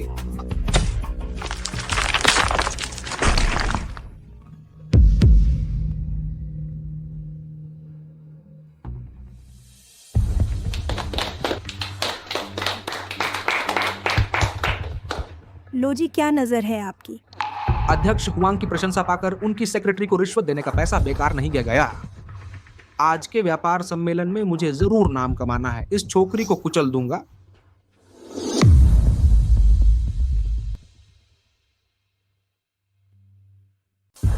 गु शाओलिंग कैसा लगा? आगे कोई भी बात समझ ना आए तो मुझसे कभी भी पूछ लेना। ये तो बहुत आसान काम है। हास्यास्पद। छोकरी, कैसे भी देखो मैं तुम्हारा बड़ा हूं, चाहे तुम्हें कुछ इलाज करने के तरीके आते हो। लेकिन यह पुरानी चीजों का कारोबार अनुभव और नजर की बात है। तुम तो एक नासमझ छोकरी हो, क्या इतना घमंड करने की जरूरत है? शियाओलिंग पुरानी चीजों के कारोबार में बड़े छोटे का बहुत ख्याल रखा जाता है। पद तो अतीत है। यहाँ मौजूद सभी इस क्षेत्र के टॉप कलेक्टर हैं। हम यहाँ आए हैं मुख्यतः सीखने समझने के लिए। अकड़ में मत रहो। Top collector? लेकिन चीजों में छिपी आत्मा को नहीं देख पाते, बस एक बेजान चीज को देखकर बोली लगाते और तारीफ करते हैं। यह हास्यास्पद नहीं है। पहले सिर्फ घर के बड़ों से सुना था कि बहुत पुरानी चीजों में शस्त्र आत्मा होती है। इतनी छोटी उम्र में वह सीधे मुद्दे की बात कह गई। तुम हो लुओ परिवार के युवा सदस्य हो, है ना? अध्यक्ष हुआंग जी, यह मेरी पोती है, राजपुर की मशहूर छोटी चमत्कारी डॉक्टर गु शियाओलिंग। शियाओलिंग, तुम्हारी नजर में इस मंच पर कोई दिलचस्प चीज दिख रही है?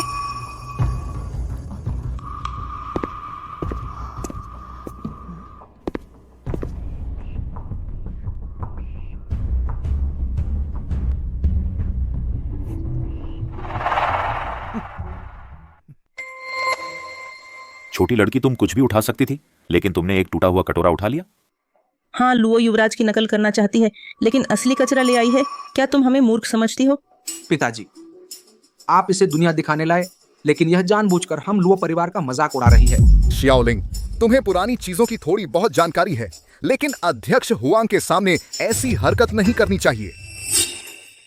कोई बात नहीं शियाओलिंग, यह कटोरा कोई पुरानी कलाकृति नहीं है, बल्कि कूड़ा है जिसे सफाई कर्मी उठाने आया था।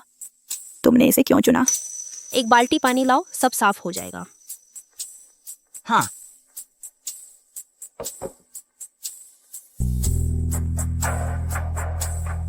शियाओलिंग, तुम क्या करने जा रही हो?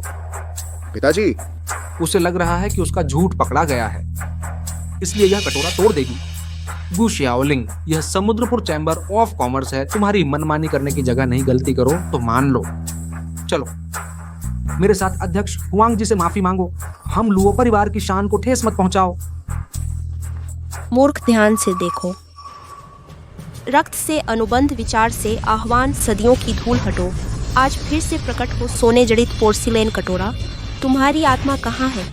मेरे आह्वान का उत्तर दो।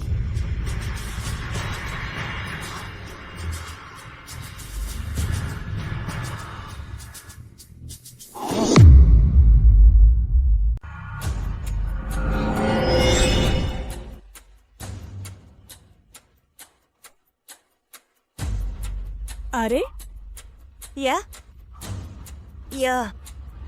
यह दक्षिण तांग राजवंश का सोने और जेड से जड़ा चीनी मिट्टी का कटोरा है। दक्षिण तांग का सोने और जेड से जड़ा चीनी मिट्टी का कटोरा। इसे हमेशा संग्रहालय में संरक्षित रखा गया था। बाद में चोरों ने इसे चुरा लिया और यह गायब हो गया। उसने आखिर कौन सा तरीका अपनाया कि इस कटोरे को सामने ले आई? कोई खास तरीका नहीं, मैंने बस जेड कटोरे की शस्त्र आत्मा को जगा दिया। क्या शस्त्र आत्मा? गु शियाओलिंग, तुम हमेशा अजीबोगरीब बातें करती रहती हो। क्या बकवास बोल रही हो? यहाँ मौजूद सभी लोग मशहूर कलेक्टर और बड़े लोग हैं। तुम पूछो। इनमें से कौन जानता है शस्त्र आत्मा क्या होती है? श्रीलो, अगर ज्ञान कम है तो किताबें पढ़ा करो। प्राचीन काल से ही कारीगर जब कोई चीज़ बनाते हैं तो उसमें अपनी पूरी मेहनत और दिल लगा देते हैं। बहुत सी पुरानी वस्तुएं समय, युद्ध और उथल पुथल से गुजरती हैं। ऐसी वस्तुओं में शस्त्र आत्मा जागृत होने की संभावना ज्यादा होती है, यानी पुरानी वस्तु को भी आत्मा मिल जाती है।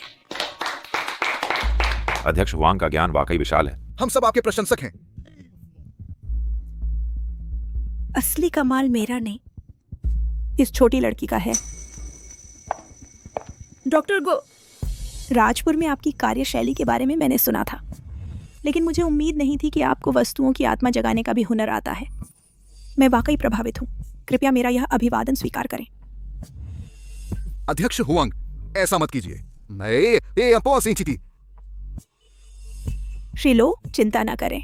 आपके लो परिवार में शियाओ लिंग जैसी प्रतिभा है। समुद्रपुर चैम्बर ऑफ कॉमर्स के 30% शेयर बिल्कुल कोई समस्या नहीं है।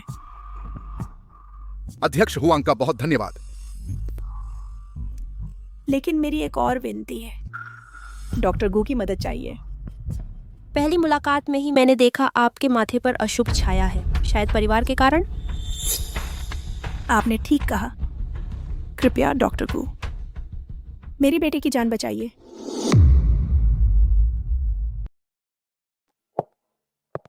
पिताजी, आपने मुझे बुलाया? जीवी, तुम इतने सालों से लुओ परिवार से दूर रही हो, यह मेरी एक पिता के तौर पर गलती है। आने पिताजी, बीते हुए कल की बातें अब दोहराने की जरूरत नहीं। जीवी, लुओ परिवार की जड़ें समुद्रपुर में बहुत गहरी हैं। ओंधे, मैं बूढ़ा हो गया हूं, अब ज्यादा दिन नहीं संभाल पाऊंगा। वे वही। पिताजी, आपका मतलब? छोटी लिंग एक दुर्लभ प्रतिभा है। आज मैंने उसकी काबिलियत पूरी तरह देख ली। अगर वह रही तो न सिर्फ लुओ परिवार का कारोबार सुरक्षित रहेगा, बल्कि और भी आगे बढ़ेगा। ओ मस्को तब सजा दीता। इसलिए मैं चाहता हूं कि तुम छोटी लिंग को समझाओ, वह समुद्रपुर में रुके और लुओ परिवार की विरासत संभाले। मॉमी क्रिए। पिताजी, यह सारा कारोबार आपकी पूरी जिंदगी की मेहनत का नतीजा है। और फिर छोटी लिंग, मैं उसके लिए फैसला नहीं ले सकती। जब तक छोटी लिंग प्रेसिडेंट हुआंग के घर काम पर गई है, तुम इस बारे में और सोचो। कैसे भी हो, लुओ परिवार का दरवाजा हमेशा तुम्हारे लिए खुला है। बुजुर्ग ने सचमुच उत्तराधिकारी बनाने का मन बना लिया है। हम छोटी कमीनी तुम पर तो हाथ नहीं उठा सकते, लेकिन तुम्हें चखा सकते हैं अपने प्रियजन को खोने का दर्द। रेखा पटेल। बड़े बाबू, क्या हुक्म है? कोई तरीका ढूंढो, मेरे लिए कुछ बाल ले आओ लुओ जीवी के। जब मैं लुओ परिवार की विरासत संभाल लूंगा तो तुम्हारा भला होगा।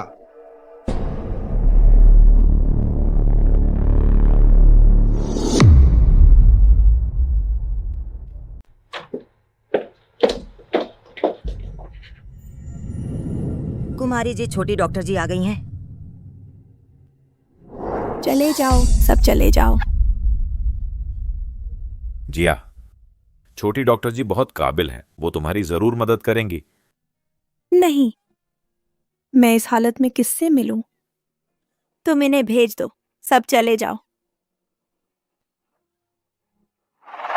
बॉस, इस लड़की के शरीर से किसी राक्षस की महक आ रही है, और वो महक उसकी अपनी महक के साथ पूरी तरह मिल गई है। अध्यक्ष जी, मैं जानना चाहती हूँ कि आपकी बेटी के साथ आखिर हुआ क्या है। छोटी डॉक्टर जी, चलिए एकांत में बात करते हैं।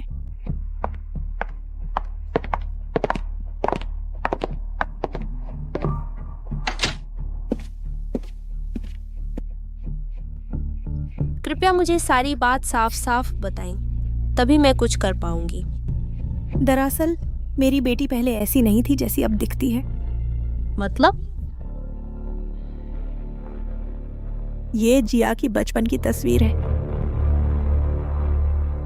उस दक्षिणपुरी से लौटने के बाद से उसकी शक्ल सूरत से लेकर चाल ढाल तक बिल्कुल बदल गई है।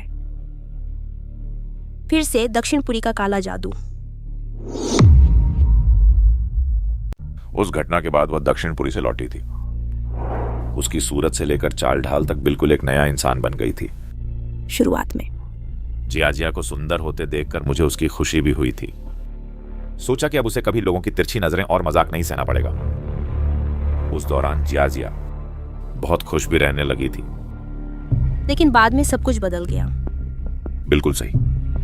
बाद की जिया धूप से दूर भागने लगी और उसका स्वभाव भी बेहद चिड़चिड़ा हो गया। डॉक्टर गू, जिया के पिता जल्दी चल बसे।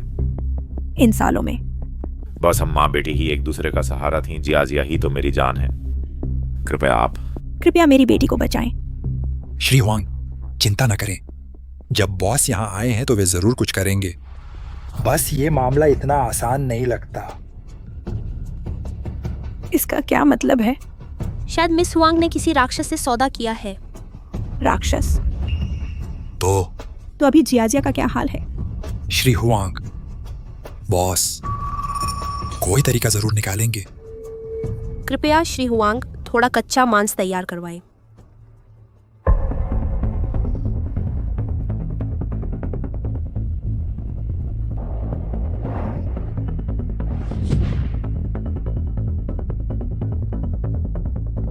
डॉक्टर गू, क्या इससे काम चलेगा? क्या जियाजिया इससे आकर्षित होगी? जब कोई राक्षस शरीर में घुस जाता है तो धीरे धीरे अपना असली स्वभाव दिखाने लगता है। कच्चा मांस चारा है। हाँ, आ गई।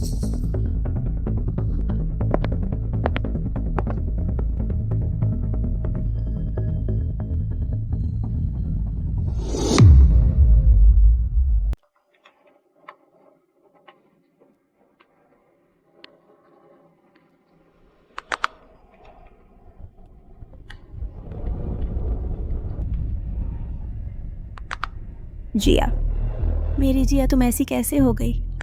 पवन दास, दिव्या शुक्ला। यमलोक का आदेश है, श्रृंखला सीमा निर्धारित करेगी। यमदूत यहाँ है, दुष्ट आत्मा बच नहीं सकती। श्रृंखला मार्गदर्शक हो, धरती पर मंत्र अंकित हो, यह लोक और परलोक अलग हो जाएं। मंत्र सक्रिय हो।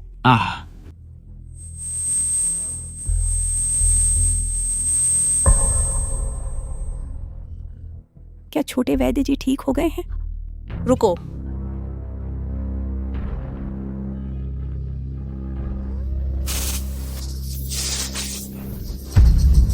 जिया नहीं है, जिया रही है। दुष्ट प्राणी, मैंने सोचा तेरी साधना आसान नहीं थी। तुझे जीवन दान देने का विचार किया था, लेकिन तूने मौत को दावत दी।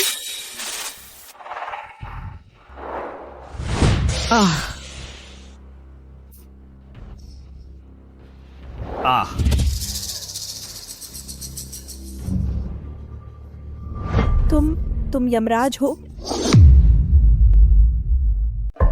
तुम यमराज हो? उसने खुद अपना शरीर मुझसे बदलने को कहा था। तुमने मुझे मारने का हक कैसे पाया? इंसान और दानव अलग अलग रास्तों के हैं। तुमने अपनी खूबसूरती को चारा बनाया, उसके दिमाग को धीरे धीरे खाया और उसके शरीर पर कब्जा कर लिया। यह पहले ही एक बड़ा पाप है। प्रकृति के नियम। दुष्ट आत्माएं बिखर जाओ, राक्षसों को काटो, बुराइयों को बांधो, हजारों का वध करो।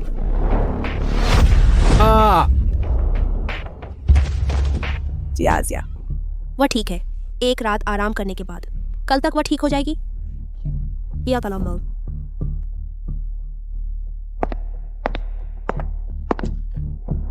डॉक्टर गू, तुम आ गई? हुआंग जिया कैसी है? कल रात ही होश में आ गई थी, लेकिन खुद को कमरे में बंद किए हुए है। कितना भी बुलाओ, दरवाजा नहीं खोलती। तुम दोनों ऊपर जाकर देखो।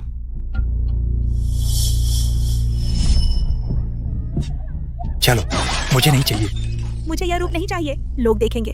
बस हो गया।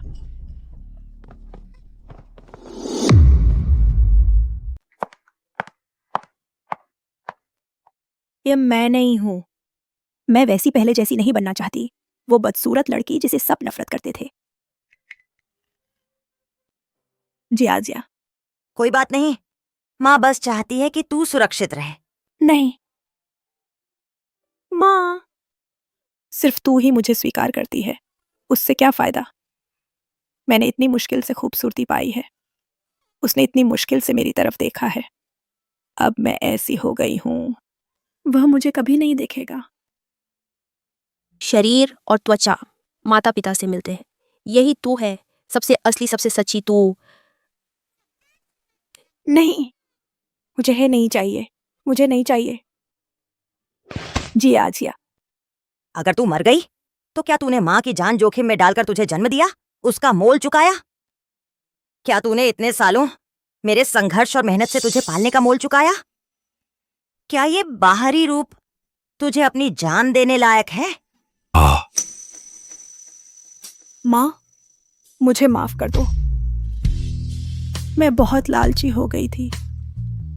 सब माँ की गलती है। माँ ने तेरी ठीक से देखभाल नहीं की।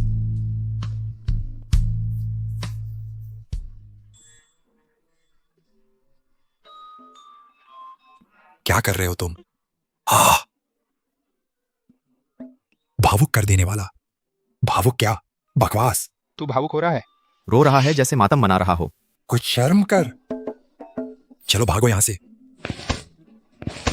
हुआंग जिया, तुमने लोमड़ी यक्ष के साथ सौदा कैसे किया? हुआंग जिया, तुमने उस लोमड़ी यक्ष के साथ सौदा कैसे किया? पहले मैं दक्षिणपुरी घूमने गई थी। किसी ने मुझे एक वेबसाइट दी। मेरी पूजा करो, मुझे सुंदर बनाओ।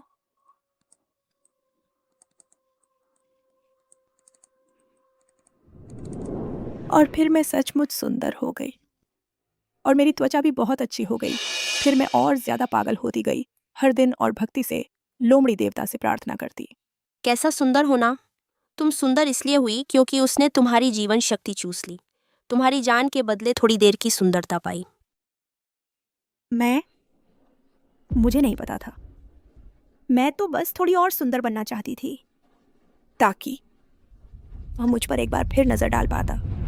जो तुम्हें सच्चे दिल से चाहता है वो सिर्फ बाहरी रूप क्यों देखेगा।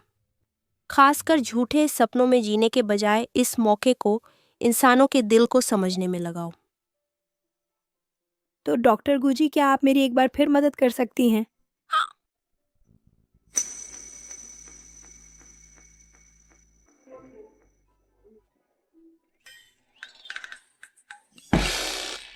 तुम ही हुआंग जिया हो? हाँ, मैं हूँ। तुम्हारी पुरानी तस्वीरों में काफी सुंदर दिखती थी ना? तू इतनी बदसूरत कैसे है? तू मुझसे मजाक कर रही है क्या? तेरी पुरानी तस्वीर में कितनी सुंदर लग रही थी। तू इतनी बदसूरत कैसे है? तू मेरे साथ मजाक कर रहा है क्या? तू मुझे कह रहा है? तू भी तो वैसा ही है। तस्वीर में तो शानदार लग रहा था। असल जिंदगी में तो एक नाटा गरीब बदसूरत आदमी है। क्या कहा तूने? अरे ये बदसूरत, तू इतनी बुरी बात कैसे कह सकता है? मैं तो सच कह रही हूँ। तू इतना परेशान क्यों हो रहा है? अरे समझ से बाहर है। रुक। पहले मैं जाऊंगी। मैं हूँ जिसने तुझे पसंद नहीं किया। तू भी कोई अच्छा चिड़िया नहीं है। छोटे डॉक्टर साहब, मुझे अब समझ आया आपकी बात का मतलब। अरे तुम मेरी पूजा करो, मैं तुझे सुंदर बना दूंगा। जीवन की बुलंदियों पर पहुंच जाओ। एक सुंदर अमीर लड़की से शादी करो। पूजा पूजा, हा हा हा हा। पूजा। बॉस, ये मामला हमें देखना चाहिए क्या? यह मामला दक्षिणपुरी के काले जादू से जुड़ा है, लेकिन हर राक्षस पूजा पूजा आता है दिल की गहराई की इच्छाओं से। इच्छाएं काटी नहीं जा सकती। अरे यार, घर का फोन। श्याओलिंग, बुरी खबर है। तेरी माँ को कुछ हो गया है। क्या?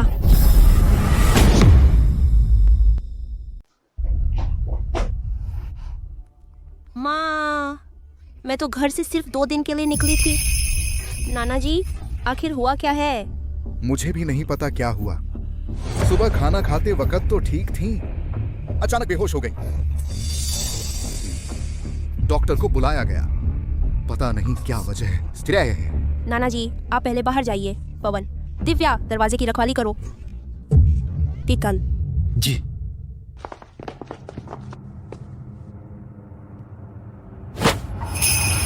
सप्तर्षि, प्रेतलोक का मार्ग दिखाओ। आदेश सुनो, असली रूप दिखाओ।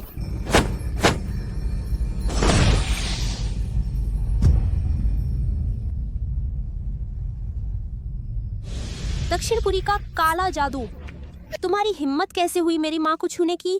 जादूगर, चाहे तुम कौन भी हो, मैं तुम्हारी आत्मा तार तार कर दूंगी। फिर से जन्म नहीं मिलेगा।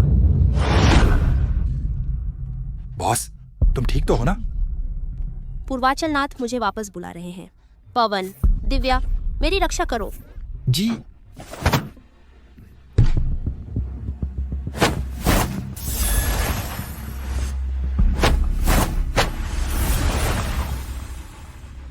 पूर्वाचल नाथ को प्रणाम। तुम इंसानी दुनिया में कष्ट सहने गई हो, लेकिन तुम्हारी असली आत्मा अभी भी प्रेतलोक में है। बार बार दैवीय शक्तियों का इस्तेमाल तुम्हारे इंसानी शरीर को जल्दी खत्म कर देगा। इसीलिए मैं अपनी शक्तियों का उपयोग नहीं कर पा रही थी। पूर्वाचल नाथ, कृपया मार्गदर्शन करें। मेरी माँ को कैसे बचा सकती हूँ? यह घटना तुम्हारी परीक्षा का ही एक हिस्सा है। छोटा प्यार ही असली प्यार है। तुम्हें रिश्तों की असली अहमियत समझनी होगी, तभी तुम इस संकट से उबर पाओगी। मैं समझ गई। बॉस, आप आखिरकार जाग गए। दिव्या शुक्ला, मेरी माँ पर दक्षिणपुरी के जादू टोने का असर हुआ है।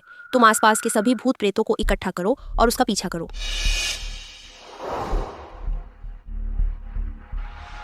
पवन दास, बॉस। तुम दरवाजे पर पहरा दो मेरी रक्षा के लिए। जी।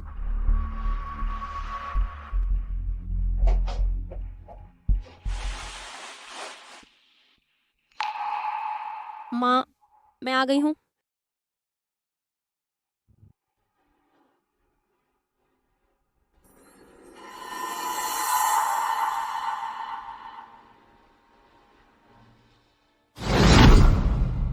माँ, जल्दी जल्दी मेरे साथ घर चलो। यह बच्ची, हम तो घर पर ही हैं। कहाँ वापस जाना है? पत्नी जी, इतने सारे पकवान, आपकी मेहनत के लिए शुक्रिया पति जी। थोड़ी देर में तुम लोगों के लिए कुछ स्वादिष्ट बनाता हूँ। कोई आश्चर्य नहीं कि माँ की चेतना जाग नहीं रही। दरअसल वह खुद इस भ्रम से बाहर आना नहीं चाहती। लिंग, आज स्कूल कैसा रहा? क्यों लग रहे हो इतने उदास? बहुत बहुत अच्छा रहा। मैंने अभी तक इस शरीर के असली पिता के साथ समय नहीं बिताया है। ये माँ का भ्रम है। इसे ऐसे ही तोड़ा नहीं जा सकता। नहीं, इस भ्रम को तोड़ना ही होगा। माँ को जल्द से जल्द जगाना है। अगर देर हो गई तो उनकी चेतना खो सकती है। माँ, लिंग बेटा, ये पिता बेटी अपने अपने राज रखने लगे हैं। अजीब है। क्या उनकी भी अपनी चेतना है? माँ, क्या हुआ लिंग? मुझे तुम्हारे हाथ के बने मोमोज खाने हैं। अरे ये बच्ची। ठीक है। यह क्या? प्यारी, तुम हर दिन इतनी मेहनत करती हो कि अपना जन्मदिन तक भूल गई।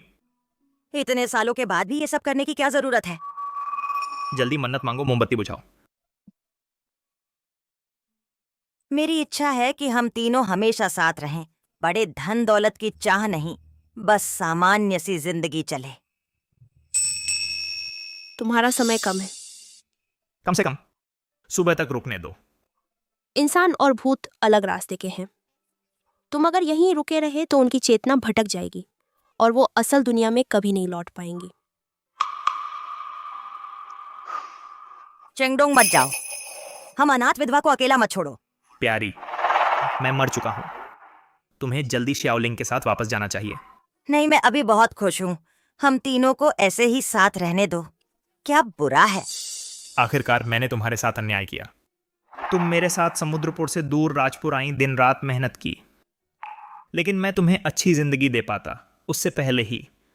चेंगडोंग, मुझे परवाह नहीं। मुझे बस यही चाहिए कि तुम हमेशा मेरे पास रहो। प्यारी, काश अगले जन्म में फिर से मिलें। चेंगडोंग,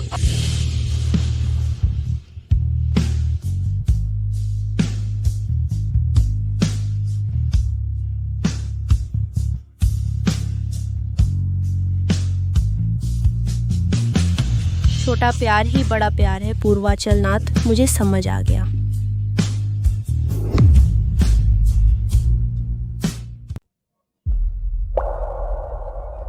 माँ, हम लौट आए हैं आपके पास। दिव्या, तुमने मुझे क्यों जगाया? मुझे सोते रहने दो। कितना अच्छा होता। माँ, आप दक्षिणपुरी के काले जादू का शिकार हो गई थीं, जिसने आपका दिमाग हर लिया था। खैर, पिताजी की आत्मा अभी भी मौजूद थी। वह हमेशा आपके आसपास मौजूद रही, इसीलिए आप पूरी तरह से पागल नहीं हुई। मुझे पता है, मैं हमेशा उनकी मौजूदगी महसूस करती रही, लेकिन इस बार वह हमेशा के लिए चले गए। माँ, आप चिंता न करें। आप और पिताजी का 3 जन्मों का रिश्ता है। इस जन्म की पीड़ा अगले जन्म की मिठास के लिए है। दिव्या, तुमने बहुत मेहनत की। अब आपका शरीर ठीक है। पवन, दिव्या, अब हमें हिसाब चुकता करना चाहिए। अमाइश कैसा ये? जी।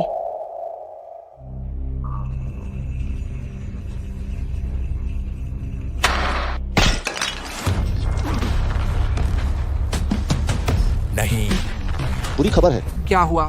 मंडप टूट गया है, शक्ति खत्म हो गई है, मुझे यहाँ से जाना होगा। तुम कहाँ जा रहे हो? मेरे पास सिर्फ तुम हो। मैं तुम्हें पैसे दूंगा। जितने चाहो उतने ले लो। उस दिव्या नाम की कमीनी को मार डालो। मेरी जान जा रही है, मुझे पैसों से क्या फायदा? जल्दी से छोड़ो मुझे, नहीं तो मैं तुझे मम्मी बना दूंगा।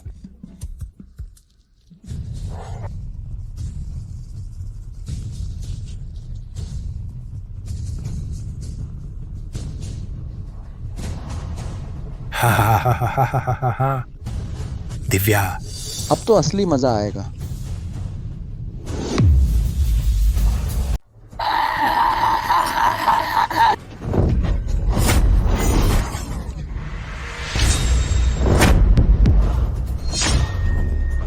हाँ, तुम्हारी शक्ति चाहे कितनी भी ऊंची क्यों ना हो, अगर मैं तुमसे जान की बाजी लगा दूं तो पता नहीं किसकी मौत हो। हाँ।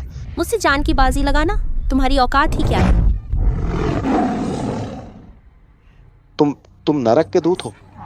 मैं 10 नरक दंडाधिकारियों में प्रथम यमराज हूँ। तुम हमारी भूमि के निवासी नहीं हो, फिर भी कुत्सित विद्या सीखकर हमारी पवित्र भूमि पर आकर लोगों को हानि पहुंचा रहे हो। आज मैं तुम्हारी जीवित आत्मा को पकड़कर अविची नरक में डाल दूंगी, जहां तुम्हें अरबों साल तक यातनाएं भोगनी होंगी। पुनर्जन्म नहीं मिलेगा। जाओ।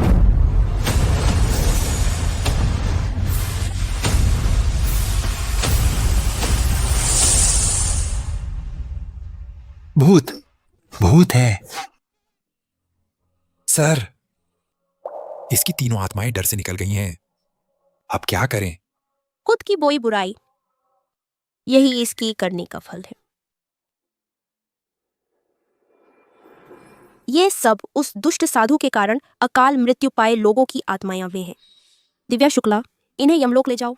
शीघ्र पुनर्जन्म दिलाओ। जी।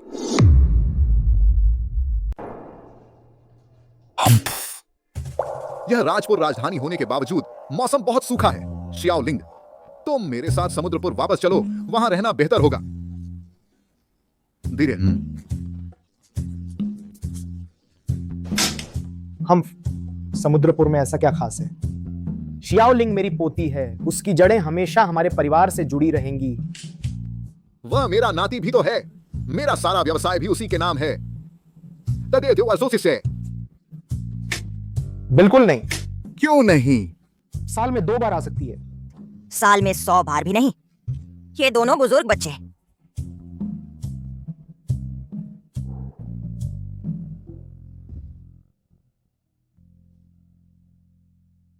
शियाओलिंग, तुमने पारिवारिक बंधनों का संकट पार कर लिया है। तुम्हारी साधना पूरी हो गई है। फिर देवलोक वापस क्यों नहीं जाती? शायद मुझे इंसानों की दुनिया की जिंदगी की आदत पड़ गई है। मैं यहीं रहकर अपना जीवन पूरा करना चाहती हूँ। बहुत अच्छा। बॉस के साथ रहो, मजे करो। हाँ, हर दिन छुट्टी, आराम से जीवन।